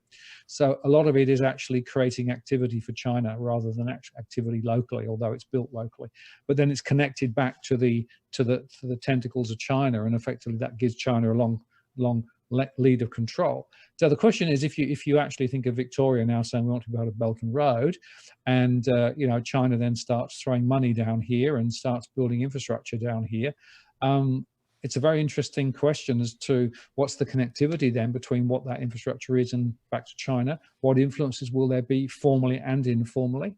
And there have been a couple of books written. I interviewed somebody from down in Canberra quite recently who made the point that the soft power that China uses through Belt and Road and through the media and through other mechanisms is very, very powerful in terms of setting an agenda that's pro-China. And so you've got to look at Belt and Road in that aspect as well as just the pure money flows and whether you get value out of the back of it. I think we should be quite cautious. By the way, I also think we should be cautious of our relationship with the US as well, because of course there are a lot of people who say US good, China bad. I would say China, US, very similar in terms of behaviors. They might look at a sort of a superficial level very different, but if you look at the behaviors and the way they influence and how they pursue their own agendas, there's more commonality than difference in my view. Well, we talked about before that our beer security is, well, it's reliant on Japan now, but our fuel security, we've decided to have some fuel reserve now, but they're over in the United States. They're not even in Australia. So it's not national security at all. No, it's basically a smoke and mirrors again. They can now claim that they've got 90 days supply rather than 30 days supply. I think 90 days was recommended globally as the standard, right? And we were down at 30 days. So basically, if there was a blow up in the Middle East, we'd be out of oil very quickly. So we've now got 90 days worth, except it's not here. It's in the US, right? And, you got to say, if we had a mercurial president in the US and we actually upset them, they could turn around and say, no, you aren't having it, right? And they could say, well, we'll take you to the world, the global court, and that will take for years. So you could see a scenario where, in fact, just at the point when you need it, you can't get it. No, it's nonsense. We should be building, again, we need infrastructure locally. We need to actually build capability to be able to hold the resources that we need here for our own peace and security. We can't rely on extended supply chains and on mateship with people in other parts of the world, because I think the global order is changing quite quickly. And my view is that all of the the globalization that we had, in terms of the degree of trust and all that, that's all beginning to decay. And I think we have to look after our own interests, and we actually need to have more of our stuff locally here in our control, so that we can actually maintain our lifestyle, whatever happens with regard to some of the international crises, which will blow up again and again, I think, ahead. So yeah, I'm very skeptical of this oil thing. I think it's just a bit of a sort of a posturing rather than being real. Well, let's talk end with some of the silver economic linings, because there has been a few minor good economic developments out of this coronavirus pandemic. When the panic buying was occurring, we saw those curfews on deliveries just slash immediately, so 24/7 deliveries could take place. There's now, well, I hope it finally happens this time, completely deregulating of shop trading hours. In New South Wales, pharmacies are able to trade 24/7. They also allowed takeaway alcoholic cocktails, because obviously with the pubs, the cafes, restaurants shut, they could only do takeaway. And in times of economic crisis, that's when you get some drastic, immediate, unnecessary economic regulation slashed. Well, I agree, but also I think what's interesting is this idea of working from home. I don't think we're going to see the demand for office space in our CBDs ever be the same again. It's clear to me that people have now twigged that they don't have to spend an hour commuting into the center of town to go and work in an office and then come home again, right? They can actually do a lot more where they are now. And I think that's going to be a profound change. Also, did you see 11% of retail is now online? It jumped from 5% to 11%. I think that's another nail in the coffin of retail. So we are seeing some profound changes, and the future is going to be more digital. The future is going to be more devolved. That could even have impacts on home prices in different places. For example, it could have impact on the future retail estates, and even real estate trusts, right? Because a lot of these retail sectors, all the shops and everything else are owned by these big trusts, and they're actually now going to struggle with vacancies. So I mean, there are big, profound changes off the back of this. But as you say, also some good things. One of the things I think is good is that I now have trained my local delivery people to just leave things here rather than have to wait for me to sign them. So it's much more convenient. That is, that's one of the things that annoys us all, that if nobody's available to sign for a delivery, they take it back to the depot and you've got to chase up the tracking number and that. And often, or sometimes they won't even allow you a re-delivery or go to the depot or something that's complicated like that. Has there been any, I mean, it's only become widespread during this coronavirus pandemic, the working from home productivity, if there has been a benefit for it? Yeah, I think there has. I mean, I've spoken to a few people who have worked at home. They had to get used to it, right? Because they weren't used to it previously. But I think some people have realized that actually you can be more productive, you can be more creative. You don't have to compress everything into necessarily 9 till 5. And some people have different work patterns. I work earlier in the day. I don't work so much later in the day. I just find that works for me. So I don't comfortably fit into a 9 till 5 day a week thing. I just do what I do when I want to do it. I think there's positives, but you have to be disciplined, right? And so some people are finding it really complicated and difficult because there's nobody breathing over your shoulder to make sure that you actually met a deadline and you did something. So you have to build a bit of discipline and maturity around it. But if you can do that, I think it's very positive. Well, I'm back to broadcasting from home. I've got a really fast NBN where I currently live now, so it's completely viable now. So we're no longer at our broadcast studio, and yes, I'm not commuting half an hour and back to the studio, which can be longer during peak hour, not churning through that petrol, and I'm able to also have more flexible work patterns. For example, when I wake up in the morning, I just want to go straight and do some work on the Unshackled, and maybe have breakfast a bit later. Where if I'm going into the studio, you have breakfast first and then go into the studio, pack your lunch and all that sort of stuff. But I work for myself, so I have the ultimate flexibility. Yeah, me too. I've been running this here for a couple of years. I did my first live stream 2 years ago from my studio here, and I've built the studio out a bit more since then, but it just changes completely the way you do things. So yeah, I enjoy it. We'll never go back. And I think it's also assisted your co-host John Adams, because he would only ever do interviews in studio now, but obviously in the age of social distancing, I saw that he phones into your show. Now, I was trying to. This was even before the lockdown began. I wanted to interview him again, but he wanted to wait until he was in Melbourne to come into the studio and that. So it's given him a bit of it's a jolt to sort out your own broadcast. Yeah, that's true. That's true. But he's unfortunately got a very low bandwidth. Which is why he can't do video as well, which is why I only do audio. So I have a static picture of him with but anyway, we can still make shows. So hopefully he'll be back in the studio here quite soon now. But yeah, it's quite funny. He's made some progress in that regard, which I like, because, well, all of my interviews now have been remote as well. And we've even managed to get my co-host for the Uncuckables, David Hiscock from XYZ, who's, as the expression goes, boomer tech. He's finally sorting his tech out as well. But it certainly hasn't hindered, our growth and your growth as well. As I mentioned, you're nearly up to 40,000 subscribers. Your live stream's nearly hitting 1,000, and 1,333 was my biggest live stream ever. That was a couple of weeks ago. And the super chats, there's now not enough room on the screen to keep them banked up as well, which I'm sure is very exciting for you.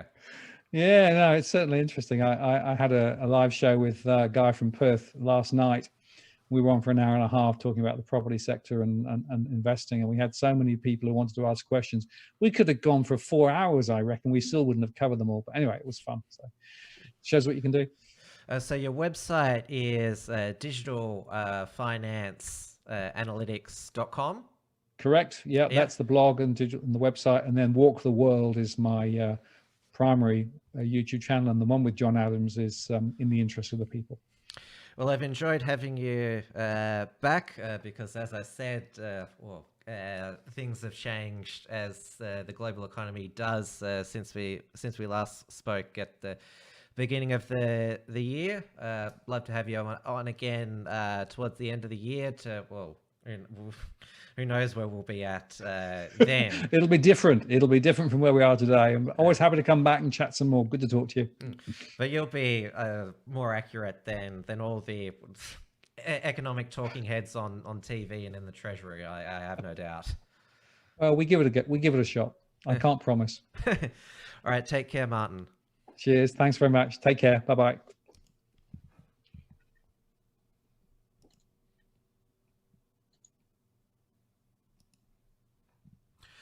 All right, that was Martin North there. I hope you enjoyed his economic analysis. There was a super chat on entropy, which was probably not relevant to the discussion, but it's still worth reading out because it is a super chat from Senator Slayer. 3 Australian dollars. Can we have a 9-minute silence for Blair Cottrell's biceps, please? Why is that, Senator Slayer? Did something happen to them? Did he tear a muscle or something? Because you're only supposed to have minutes, or that amount of minutes silence when something tragic has happened. And I know that if that was the case of his biceps, that would be a tragic thing. So I'll await more information from you there, Senator Slayer. I'm now going to bring in, as promised, Joel Jammal for the end of the show. I hope that I've brought him on the right. You need to turn your thing around, Joel. Your Camera, is it? Yeah, camera there. Yeah. No, I think that's right. No, you're Is sideways. it not? You're Is sideways. it sideways? Is it? Yeah. We arranged. We had a pre-show meeting where we sort of sorted all of this out, because it was a bit sort of the transition from to Joel from last week was it's still sideways. I have got you on the right device, haven't I? Yeah, you do. Yeah. I haven't got you on screen at the moment because we're seeing close-ups of your clothes and that, and yeah. All right, something's happening now. And of course, if you want to contribute to the discussion, ask us questions, send through a super chat. Yep, right way now. So I'll just wait for you to be seated, Joel. Beautiful. Sorry about that. That's okay, and I'll get your name up there properly. Awesome. So welcome back, WilmsFront, for the second consecutive week. I said due by popular demand, not by viewers of this program, but also by followers of your Facebook feed, because they especially enjoyed hearing your analysis and information in audio-visual form rather than just as statuses. They probably they probably didn't care too much about what I said, contributed to the conversation. They're just happy to see you.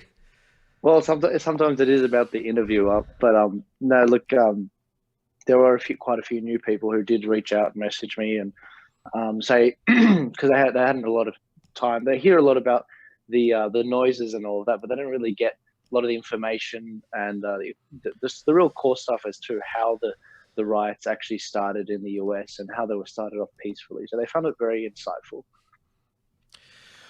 Well, we've got I alluded to it and summarized it in my introduction. Thankfully, the worst of the violence appears to be over in the United States, but the devastation and destruction, the buildings are still burnt to the ground. 20 people have been, and I think it's fair to say, murdered. They have been murdered in cold blood by these rioters and looters. They have arrested a suspect in that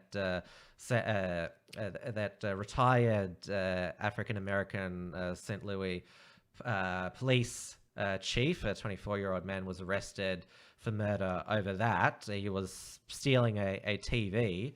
Hope that suspect rots in prison for that, because that was just barbarous.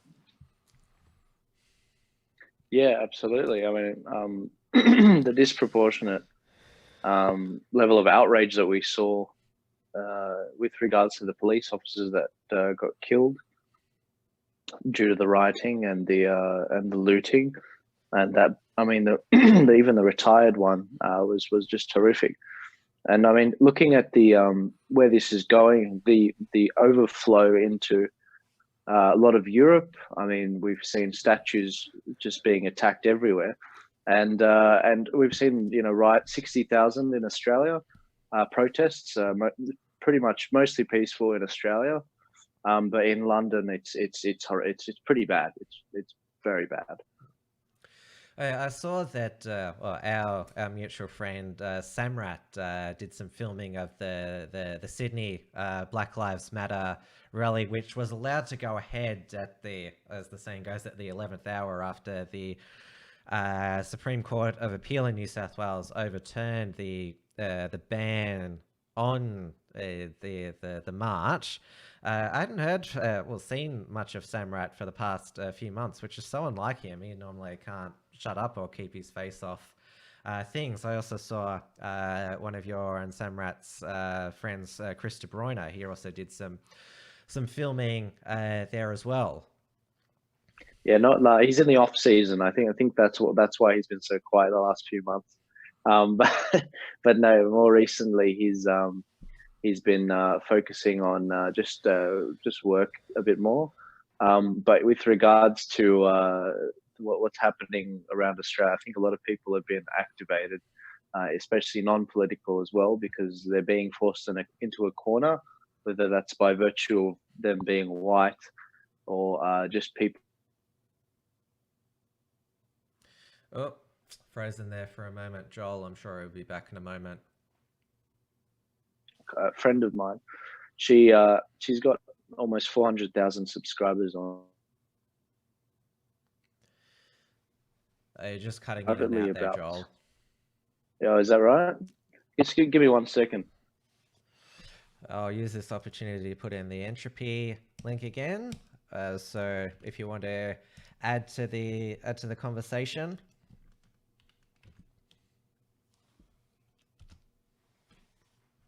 Is that good now, Tim? Yeah, it was just cutting in and out. So we'll sit back down and we'll see how we go. Sure. No, you were cutting out too. Actually, it might be my connection. It is now, because it says excellent connection on my end. Okay. Now look, I was just saying that there seems to be a problem with a lot of people being forced into these corners. And one person on Instagram, she's at 400,000 subscribers, and look, it seems to me a lot of people have been pressuring her because she hasn't said anything on the Black Lives Matter movement yet. She's being forced into a position where she has to pick a side because silence is violence, Tim, if you didn't hear. No, silence is consent, which I used to think it was the opposite. You had to give affirmative consent. Yeah, well, exactly. I mean, it's violence if you say nothing, but if you say the wrong thing, if you don't say the prescribed points that they want you to say, then it's also violence. So, what do you do in that case? It's become very much a religion, as they now call him Saint George, George Floyd, who had passed away, sadly. Now, you're of Lebanese ethnicity, and to my knowledge, the Lebanese Australians, they're the only ethnic group to be targeted in a modern race riot in Australia. We all remember the Cronulla Beach riot of 2005, where a guy went up to the camera and said, "Fuck the Lebs." So obviously your ethnic community has been targeted in the past, so it's not like you haven't experienced prejudice in the past for people in your community. Yeah, it's kind of sad when the Aboriginal community, or perhaps leftists, they insinuate that they're the only underprivileged class or class that's experienced racism. And look, it's not like I don't believe in victim culture, so you don't hear me talking about this very often. I believe that you should pull yourself up by your bootstraps and make do with the cards that you've been dealt and play them as best you can. I believe that's the story of life. But there was, in the Cronulla riots, there was indiscriminate targeting of Middle Easterners, and they even targeted Asians. And it didn't matter if it wasn't a Muslim or a Christian or a Jew thing. It was an ethnicity thing, and that was the strange thing. How blind the blind racism of it all. And look, I was talking to a bunch of people on the weekend, relatives of mine, about they're very concerned about what's happening with the Black Lives Matter movement and what's happening with progressivism. And they made the point that they had to fight when they were younger. They had to fight when they were my age, just to be, acknowledged wherever they went, or just to have that respect, because that people would always pick fights with them at the station, on the way going home, just wherever. And it's really like that's part of what made them who they are and stronger people. But it's not something that you hear them always flouting and touting. It's not something that they don't ask for handouts because of it. They just get on with it, and they just build themselves up, build their family up, and then look out for each other. We don't have to like each other. We just have to live together in harmony. That's it. And that's not to diminish that type of discrimination, but it's not healthy for the person themselves to wallow in victimhood. Because we're going to be talking about popular culture in a moment, but for example, Fran Drescher, who was the creator and star of The Nanny, one of the funniest sitcoms and funniest ladies of all time. A lot of people don't know that she was gang raped during a home invasion in front of her husband in the 80s before she created this show. That's a horrific event for, well, her, but also her husband at the time to witness it, but still didn't stop her being one of the funniest women of all time, and even today she's this eternal optimist. Yeah, well, they say humor is born out of comedy. Often I found the most boring people I've met are people who haven't really suffered at all. In fact, Joe Rogan's a great example of one of the greatest comedians in the world that's had a very tough upbringing with his father, and abusive father. And look at him today. You don't see him talking about woe is me, the upbringing I got. He got on with it. He built himself up, and he's got the most successful podcast in the world. He just signed a over $100 million deal with Spotify, and YouTube is spewing.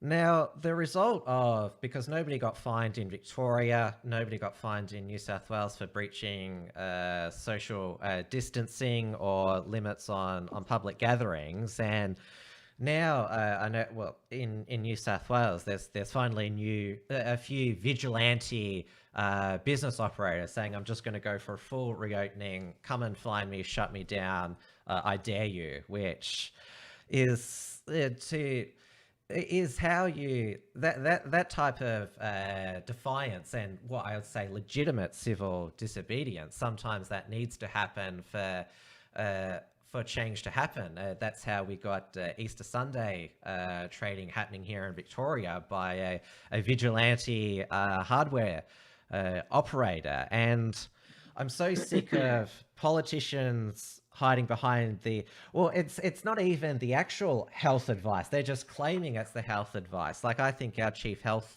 officers, they've actually been quite level-headed and stayed out of politics. But we're just seeing endless stubbornness now, even though the double standard has been on full display, and there won't be a second wave from these rallies. It doesn't look like it's happening. Yeah, look, I don't know. Are you saying that you don't think there'll be a second wave from the rallies? Yes. I don't know. I think that's yet to be seen. I mean, we know that there's a 14-day incubation period, and that's the maximum. So, I mean, we don't know yet. I think it's a bit soon to call it. I do recall seeing someone say that they're going to do a march of our own this weekend or the weekend after, if it turns out that there is no second wave. But look, this could delay us a week, I heard, and it could cost us $1 billion. Other reports have been saying it could cost us $25 billion if we snag a second wave. And I wouldn't rule any of that out. And I'd caution any conspiracy theorists to rule that out, because this is a genuine crisis. And, this isn't helping anyone shutting the economy down, except just the fact that we lose more of our rights and we waste more good time that we could be using recovering. But look, I think the problem with these marches, and the problem with what it's done to our trust in the authorities, is we all got along just fine with the lockdown. We all agreed. We came to an agreement that this is what's necessary.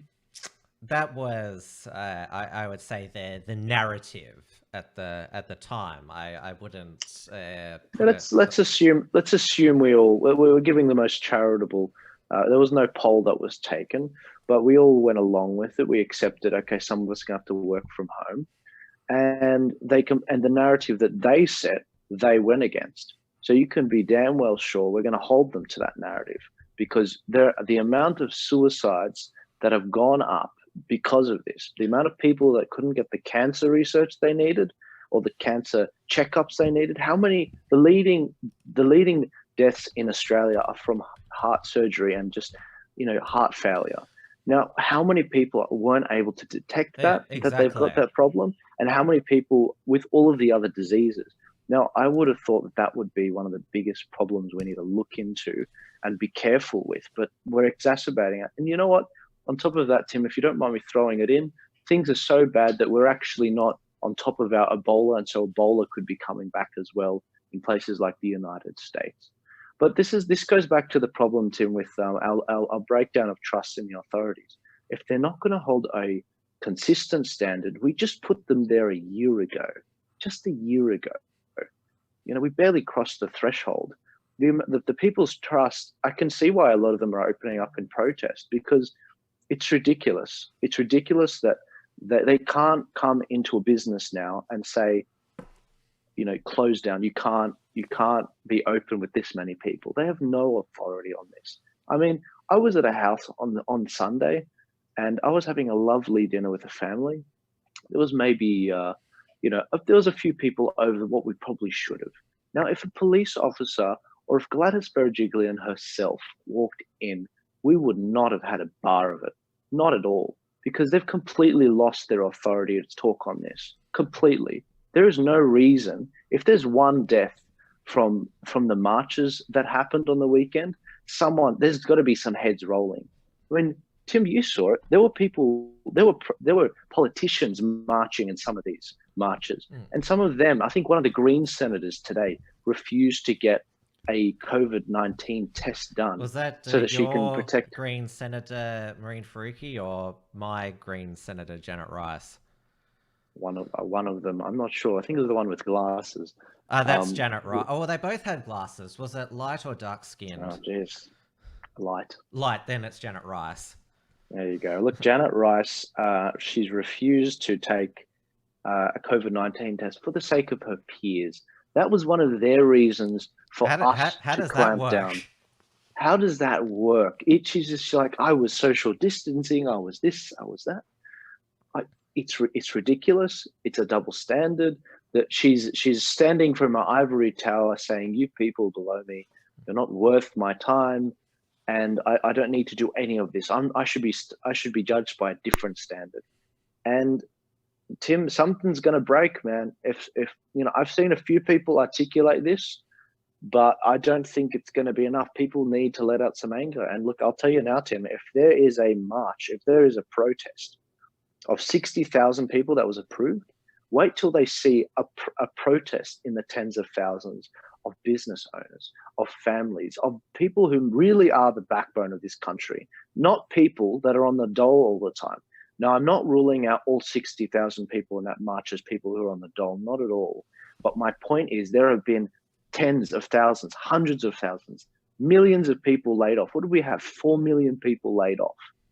How many people want to get back to work who lost their job because they abided by the rules, the narrative that was set down? And now they're in a situation where they've been spat in the face. It's ridiculous. I don't even want to know how many people committed suicide over this last time, because I need to keep it together, because some people need a voice. Some people need to be heard. And I think that's what you're doing, Tim. And I think it's really great by giving people like me a platform, and by you yourself, you know, elaborating on the concerns of these very people. I just want to address a comment in the live chat from Anxious Aussie, who said Tim cheered on one protest, i.e. the anti-lockdown protest. He can't condemn the BLM protest for happening on those grounds. Well, Anxious Aussie, I know as a regular viewer of this show, would know that my view was that as soon as the curve was flat, which was the deal, all the restrictions should have been lifted bar international travel.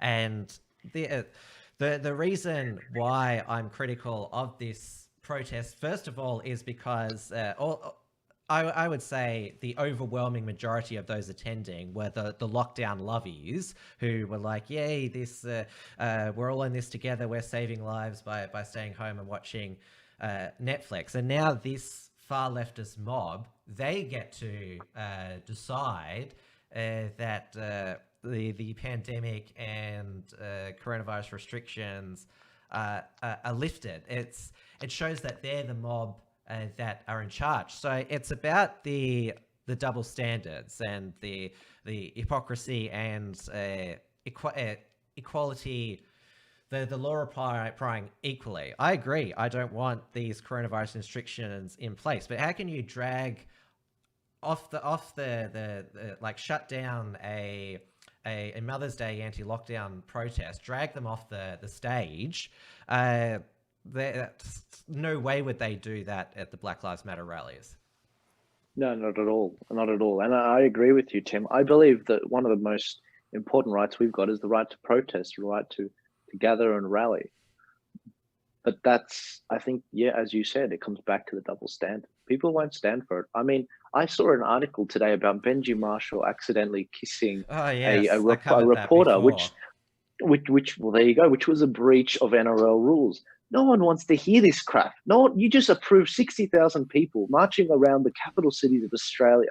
People don't want to hear that. Are you serious? It's ridiculous. Well, as I said to you at the end of last week's show, like I'm looking forward to seeing you and rest of my Sydney friends. And I won't give you a kiss, but I'll definitely shake your hand and give you a hug, because, as I said, like criminalizing like human contact and intimacy like they are over in the UK, that is completely outrageous. Though the UK is even in a more bizarre situation where, well, the mob is even bigger. Not only are they breaching lockdown, but committing public vandalism, which it was the statue in Bristol of I'll get these names back up again.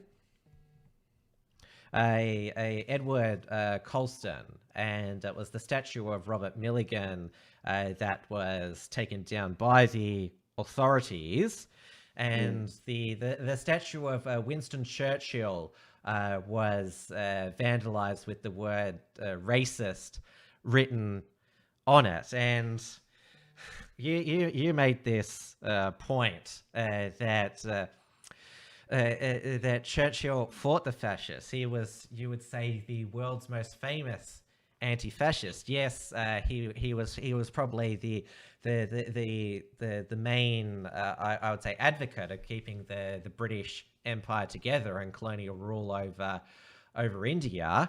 But are you saying that the alternative, Hitler and his views on race and Mussolini and all of the other axes, that they were better? Exactly. I mean, he beat the fascists. I mean, it's ridiculous. It's actually ridiculous, and even Americans are shocked by the fact that happened. But look, Tim, coming back to the statue that was knocked over in Bristol of Edward Colston, there were about 13% of people in the YouGov in the UK YouGov poll that said, yeah, 13% agree that they should have it was right to remove that statue the way that they did. And for those of you that don't know, they were prepared. They got grappling hooks. Once the police got out of the way, police were there. They weren't. A lot of people don't see them in the footage. They were there. They were on the side. They pulled it down with grappling hooks. They rolled the thing. It took them ages because they're very weak. They rolled it, and then they rolled it into the river there, the River Thames, and it was just completely anti-democratic. And I don't say that because I mean that I didn't like it. This guy was a horrific guy. If you know anything about his history, you know he was a bad guy. But it was anti-democratic. And here's some stats to prove it. As I said, 13% of people in the YouGov poll agreed with it. It happened the way it happened. So that's puny. There were 40% of people who approved of the statue being removed, but they disagreed with the way it was done. And that's very important. It's very important because one way it respects democracy, the other way spits in the eye of democracy. It's very important to understand which is which. And then also 33% disapproved of the statue being removed at all, which is quite a large portion. And then 14% didn't know. Now, Tim, On the topic of statues, I think we might be in alignment on this. I don't think we should remove any statues, to be completely honest with you. Now, if it's something like, in the close of World War II, there was never a memorial to Hitler. There was no one knows where he was buried. They say they dumped his body into the sea. Now, look, I understand why they did that. They didn't want anyone. It was such a dangerous ideology that was just wiped out. They wanted to make sure they got rid of it. But these ideologies of slavery, they've been gone for decades, for centuries. And it's a very important part of history to remember the people of old who really screwed up, so that we don't repeat history them. Is unpleasant. Even a lot of historical figures, they've done some very good things, but also some very bad things as well. And you can say that fairly about Winston Churchill, for example. But that's history. And the thing about also statues as well, like for example, Edward Colston, I had no idea who he was until they tore down the statue, which means that the statue itself, I would say, if you saw that statue, like you would learn things, but unpleasant things, shocking things, but they happened. Exactly. And I mean, this is the funny thing. Censorship doesn't usually work.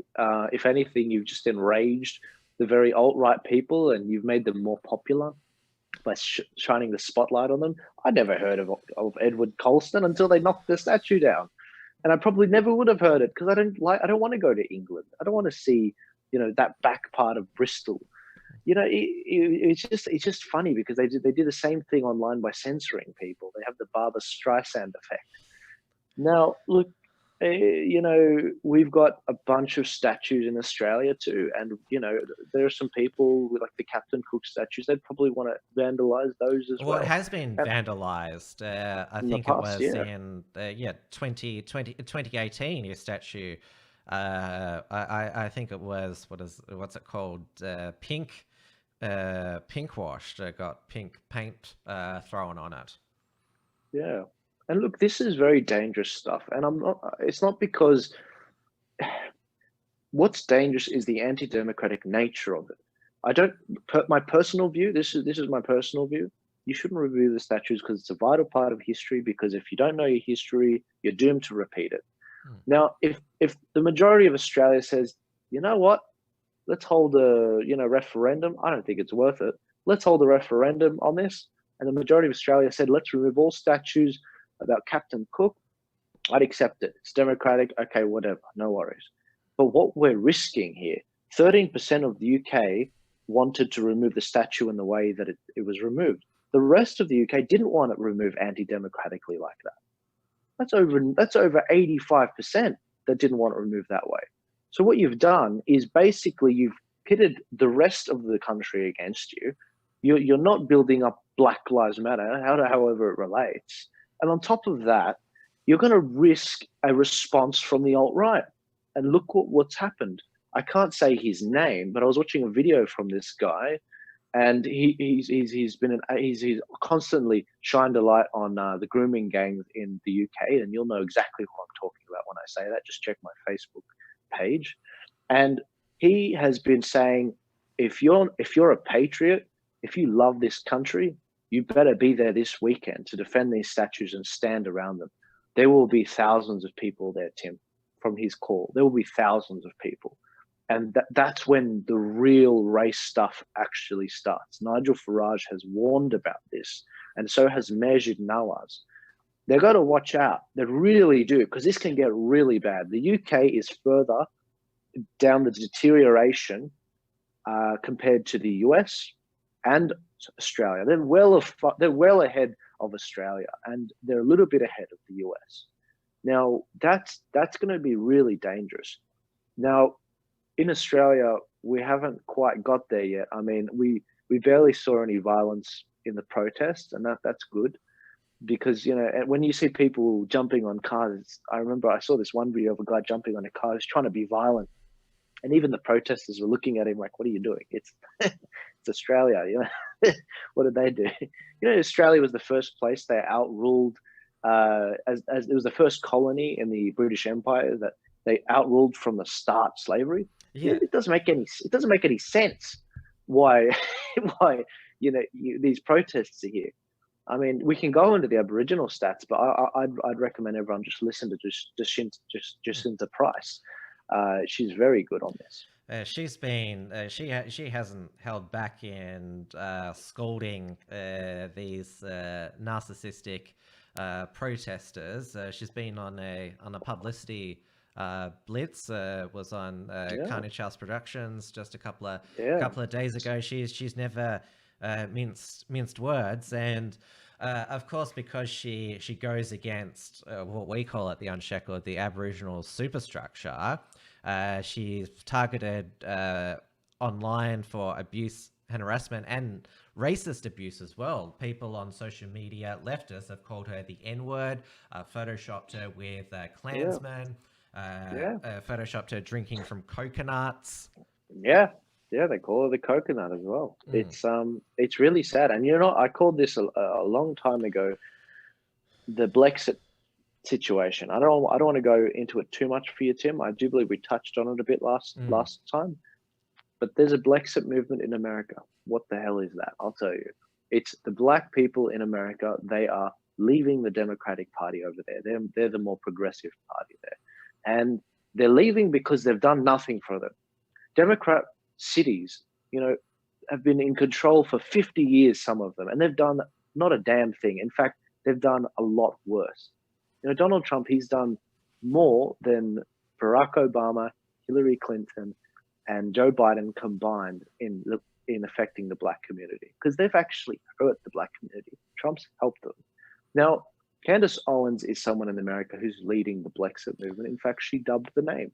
And in Australia, I made this comment in September last year. I said, okay, that's America. What's going on in Australia?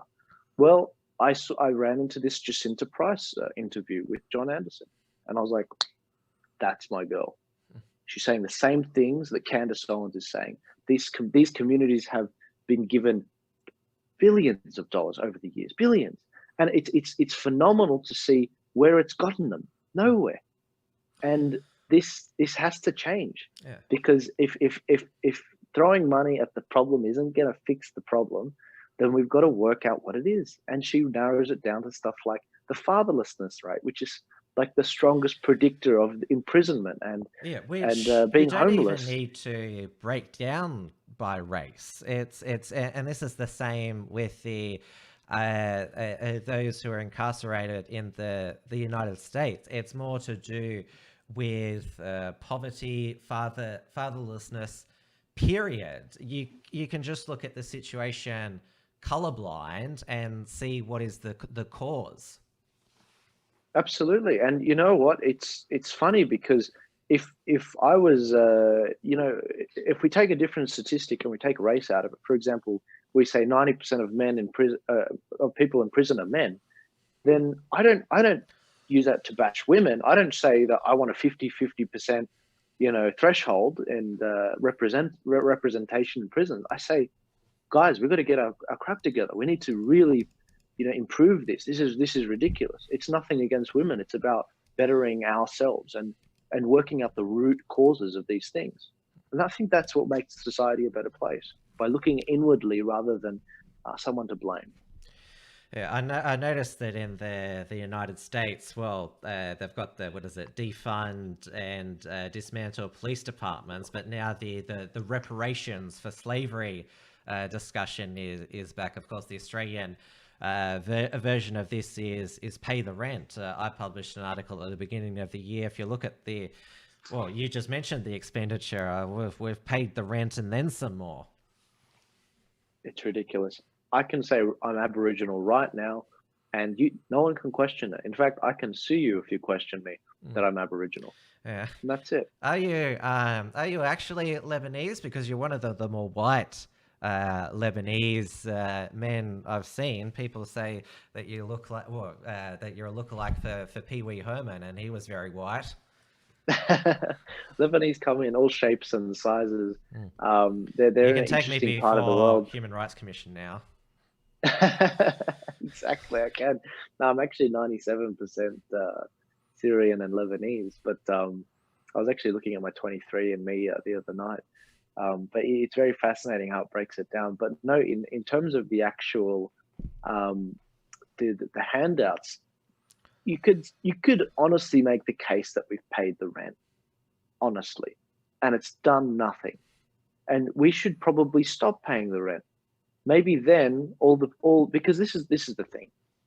The reason why there are so many sick people that haven't helped Black people in America that claimed that they would is the same reason we've got that in Australia.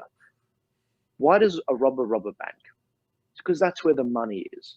Now, the problem we've got here is we've thrown so much money at these problems. There's, as Jacinta Price says, there's this massive Aboriginal bureaucracy that's formed, whether it be Aboriginal people who say they're advocating for other Aboriginal people, or if it's just other people are part of these bureaucracies. And it has to stop. We need better ways of solving these problems. Not every problem can be solved by throwing money at it. Another grant, there's an example of this is, you can throw as many grants and university openings to Aboriginal students as you want, but if they don't actually use it, maybe they'll drop out because they struggle. They found that out the hard way in America. They passed affirmative action, and they found that kids getting into the higher universities just because they were Black over a Chinese student who did exceptionally well, those Black students never ended up continuing their course.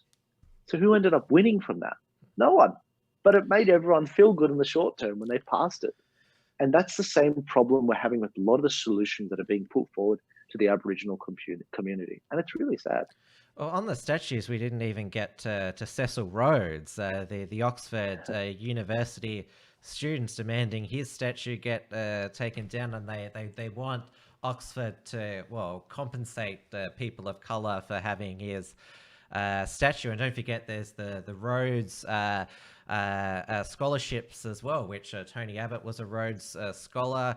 Angus Taylor's a Rhodes scholar. I mentioned that Rachel Maddow is a Rhodes scholar. They want Oxford to make up by admitting more students of colour. But Cecil Rhodes, he had a whole nation named after him, Rhodesia, which took up a lot of what is now modern Zimbabwe, and they mainly, because he was a colonizer of Africa, and he made derogatory comments about their intelligence and that, but he was not he was not a bad man for his times.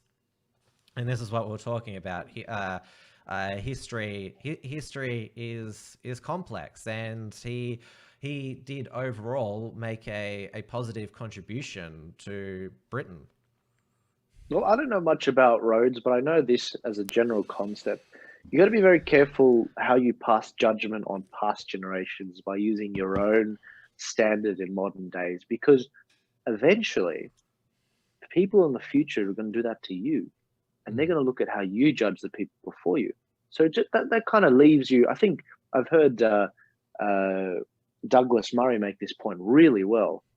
What are the things we're doing now that people in the future are going to just be wondering, why did you do that? Transgender surgeries, putting kids on puberty blockers, abortion, the science is proven on that. It's settled. That's why no one wants to have the biological debate. I'm sure there's a number of topics where we're going to look at these in the future when we truly progress on these issues. And we're going to realize that we're going to be judged on the positions we held. So maybe it's a good idea if we're just a little bit gracious in the manner that we handle these discussions and understand the contextual influences on these people. I mean, it's a very dangerous road to start going down with these things. Otherwise, very soon you'll find the mob coming after you. I mean, point to someone. I made this point today. Point me to someone who can reel in the progressive left now, because I'll tell you, there's no one left. Well, we haven't even got to, and we won't get to Thomas Jefferson, the author of the Declaration of Independence. We will. I think everybody is aware of their history of that. We'll just let it speak for itself. But we're talking about those who fail to learn from history are doomed to repeat it. And we're talking about Nazi Germany before. One of their most one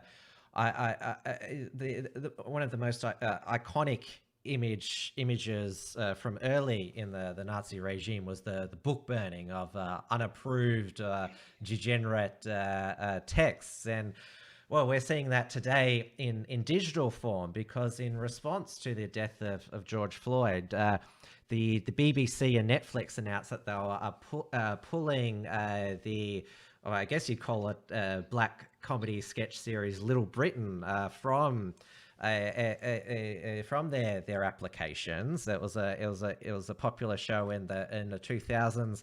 I watched it. It was hilarious. It's still hilarious. And also noticed it's been pulled from Stan in Australia, our streaming service, and also you can't buy the DVDs from JB Hi-Fi. So it's like it's been a coordinated deplatforming. I've still got the DVDs at home, so I hope I'm not rated for having unapproved comedy, because the two actors in it, Matt Lucas and David Williams, they did dress up in blackface, yellowface, made lots of politically incorrect, racially charged, sexually charged jokes. And it all kind of, well, the main offensive one was David Williams' character, this big fat black woman, Desiree DeVere, who was the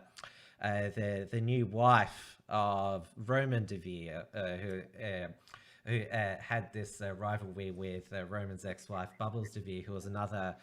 She was a white fat lady, and the joke was they were two really big fat ladies, and their clothes would constantly fall off, and it was just like a gross out thing there. And then there was also Matt Lucas played this Thai ladyboy bride who scammed this British guy, Mr. Dudley, as she called him, which is what yellowface is as offensive as blackface these days.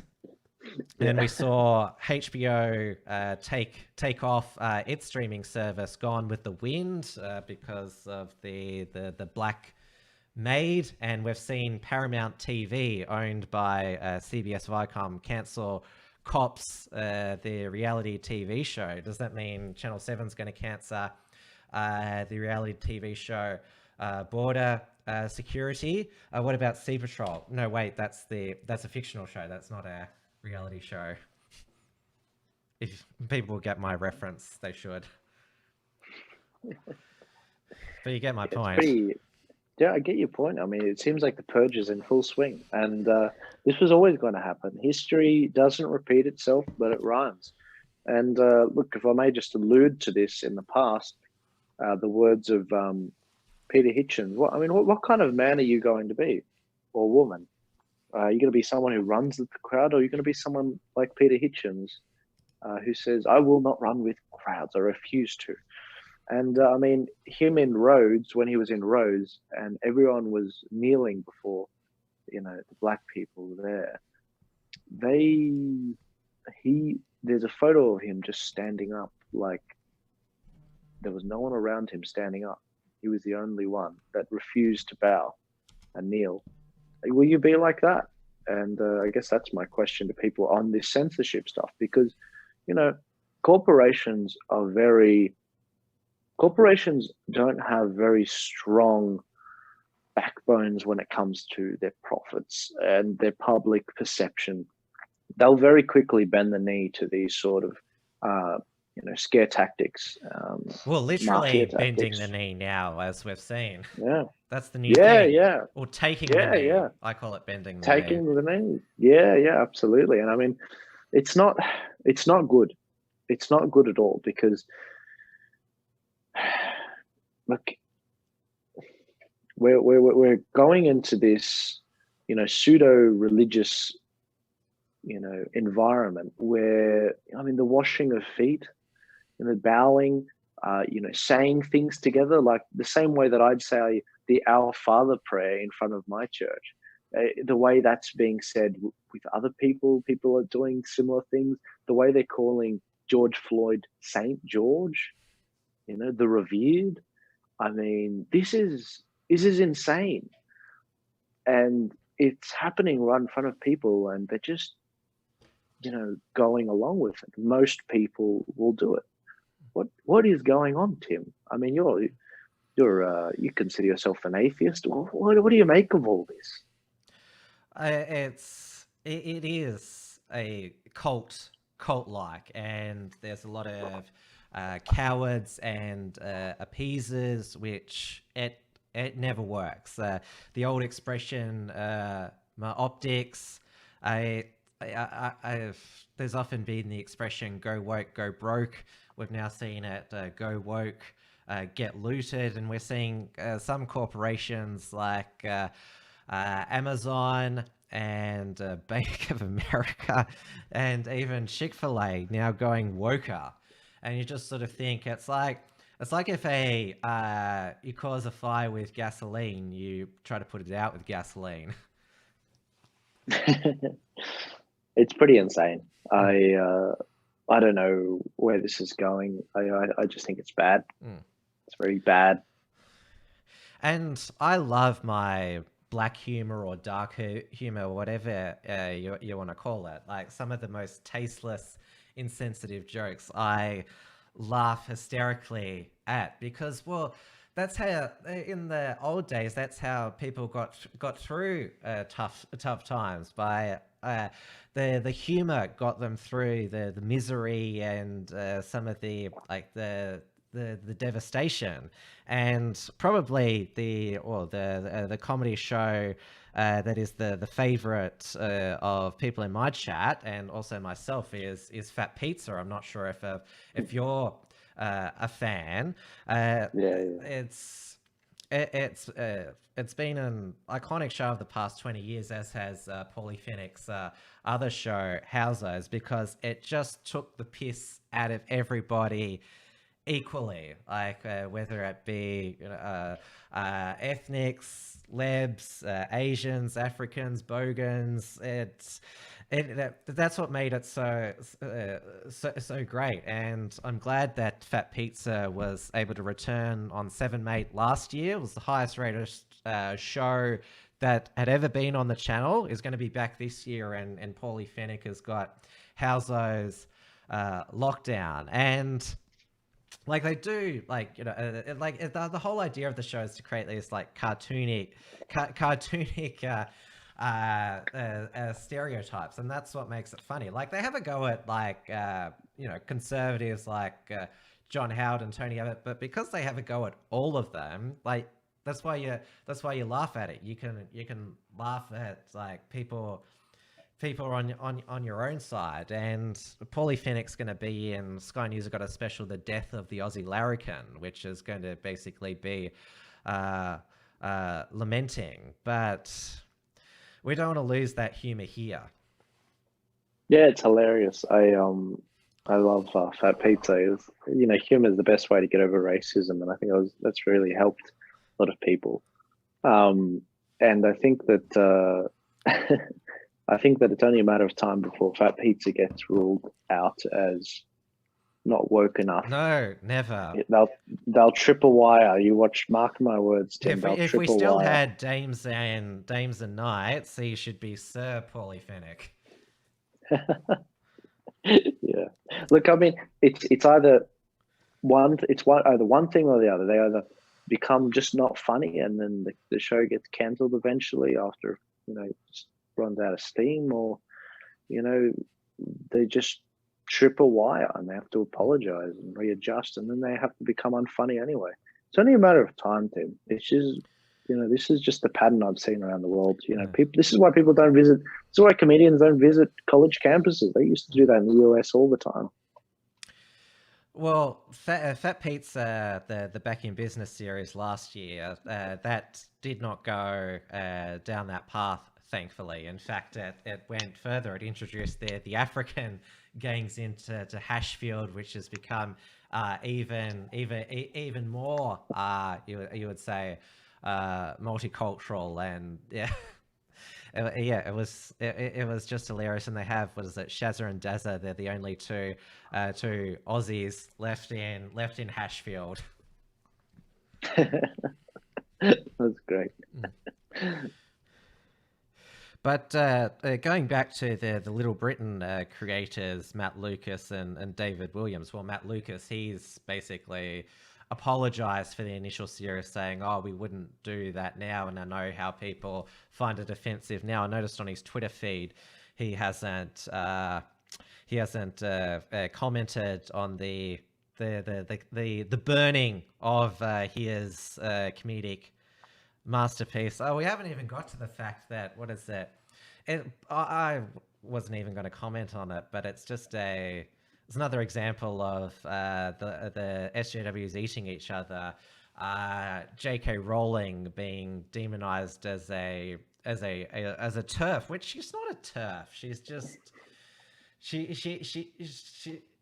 accepts trans people, but she still believes that there's two biological genders, which is, there's still two perfectly reasonable positions to have. Yeah, absolutely. I mean, I don't see what the big deal is. It was kind of funny to watch the Harry Potter actor go after her, I have to admit. I mean, Daniel Radcliffe, yeah. He'd still be no one. He'll always be known as Harry Potter, you know. I didn't know his name was Daniel Radcliffe, and and that's the funny thing. The person that made him famous is going after someone who's richer than the Queen herself, and it's funny. It's funny because it's like, this is, you know, she cultivated this for years. She blew flames into this progressive sort of aura, and she created this monster. Not even she can reel it back in. And that goes back to my point. No one can reel in the left anymore. They're just an angry mob, angry at the world, and they want revenge.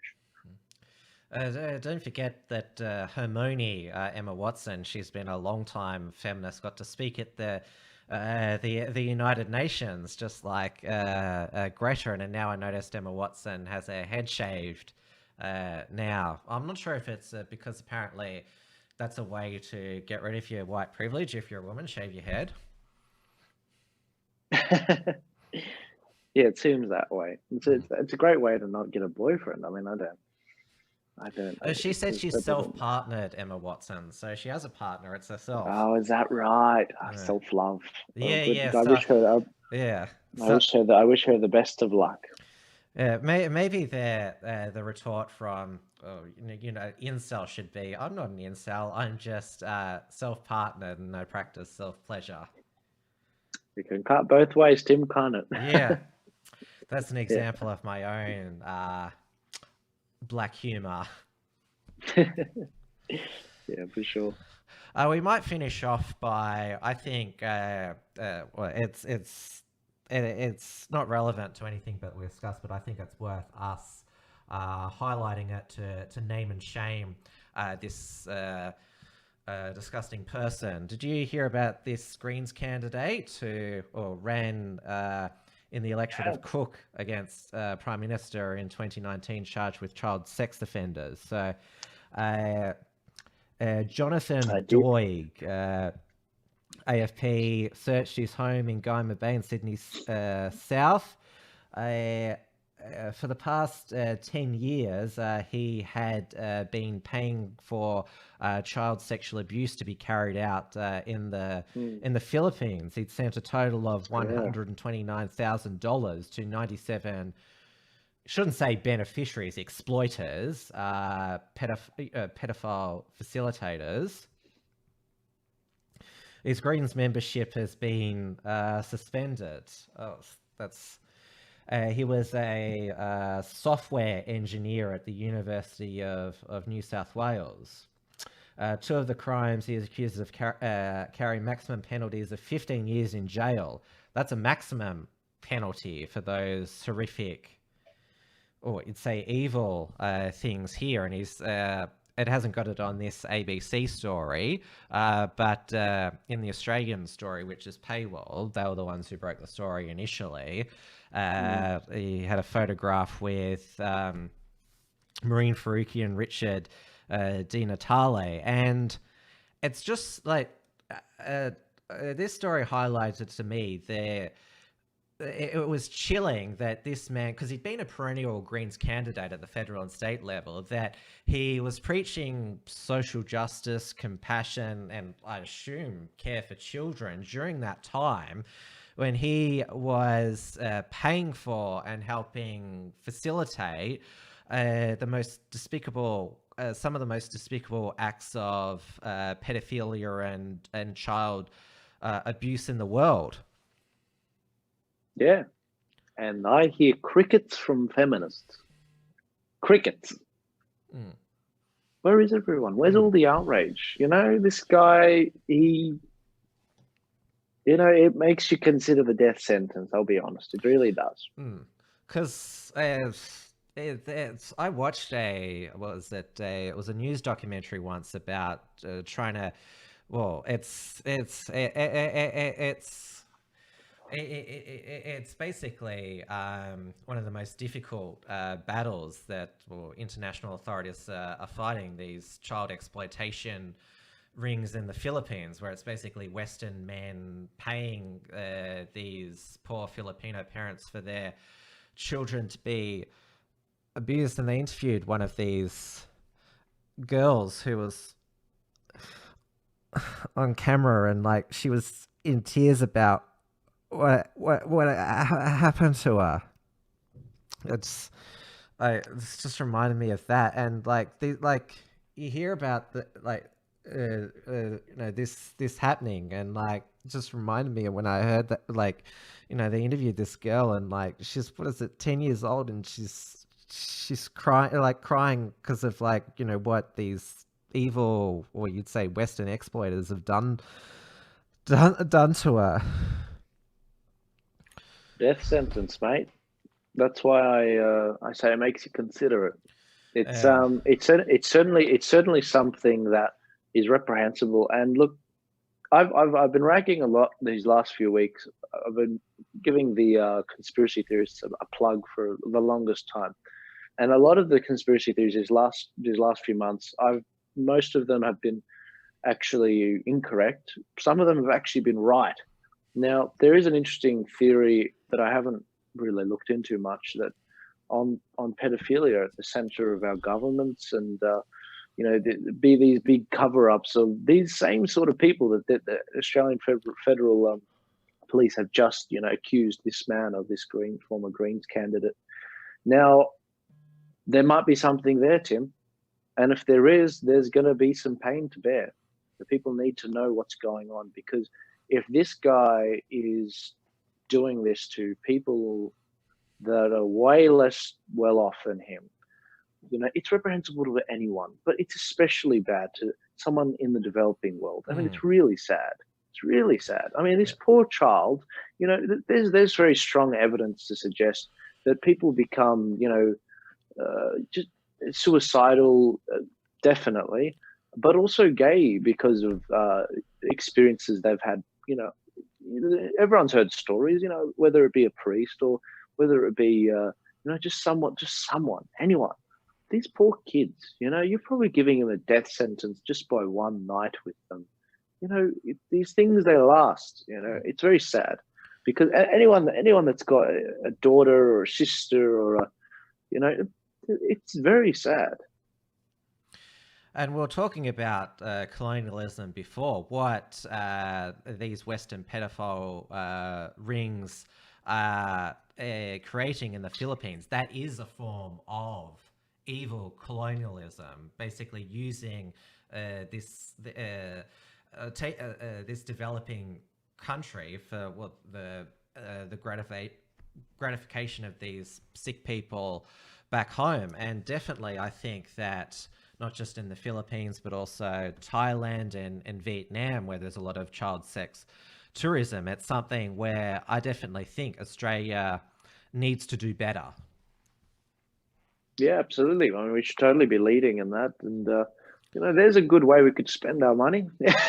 Stop giving so much of it ineffectively to Aboriginals, and give it effectively to somewhere where it could really improve things. I mean, a great way to, I think I heard Jacinta Price say this, we need to look at where we're spending our dollars in this country. One example would be the Aboriginal handouts we do. We need to see what works. We need to see what doesn't work. And I'm sure everyone agrees you don't want to be spending money on stuff that doesn't work if it's proven that it doesn't work.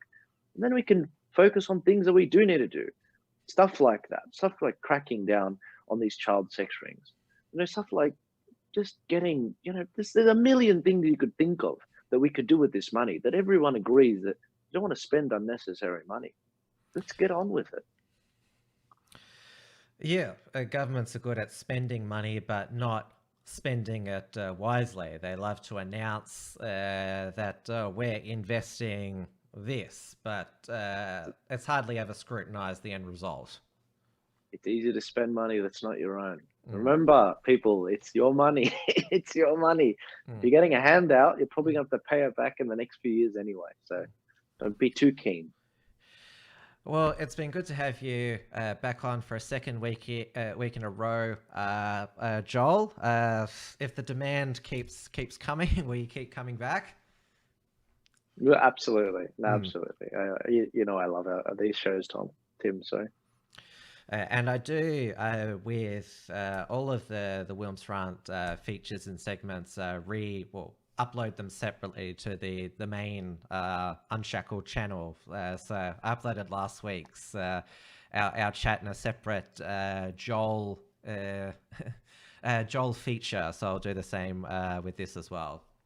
Awesome. I'll give it a share, Tim. But if anyone wants to follow me on Facebook. That's the best place to go from.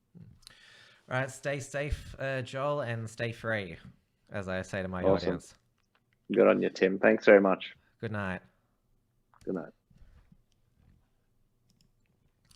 And that wraps up for the show for tonight. Another epic show. It's just 5:09 Melbourne time. So even though I am just down to a weekly show, I'm certainly making it each Wednesday night show a quite an epic show and worth the weekly wait. So I hope that you've all enjoyed it.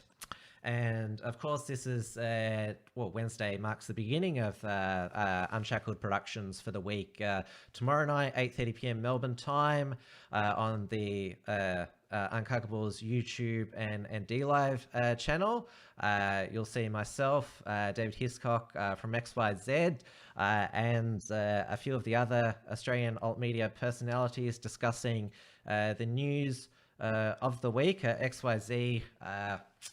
They've done some excellent commentary on the statues and the new communists, which I definitely want to go through with them tomorrow night as well. And then Trad Tasman Talk, 6 p.m. Melbourne time on the Unshackled's YouTube channel with Dewey DeBoer to round out the week, where he's actually more free than us in Australia now. Now, as I said at the end of last week's show, I've deleted the Unshackled's Patreon and Subscribestar now, streamlined our membership support program for the Unshackled. So if you wanted to sign up for a regular monthly or even yearly subscription, you can go to the unshackled.net/membership, or you can send a one-off donation at the unshackled.net /donate. Keep checking the unshackled.net for our commentary, which is coming out more frequently. We've got new contributors, which is great, and we've also got a new history section as well, with contributions from Alex Vapelos and Australian Meditations. So there's a lot happening on the website again, and of course, well, with the Unshackled Productions as well. So have a good night, everybody. I'll see you tomorrow night for the Uncockables. Thanks for tuning in to WilmsFront. Visit timwilms.com or Rational Rise TV to view the archive of episodes. And keep visiting the unshackled.net to view all our shows.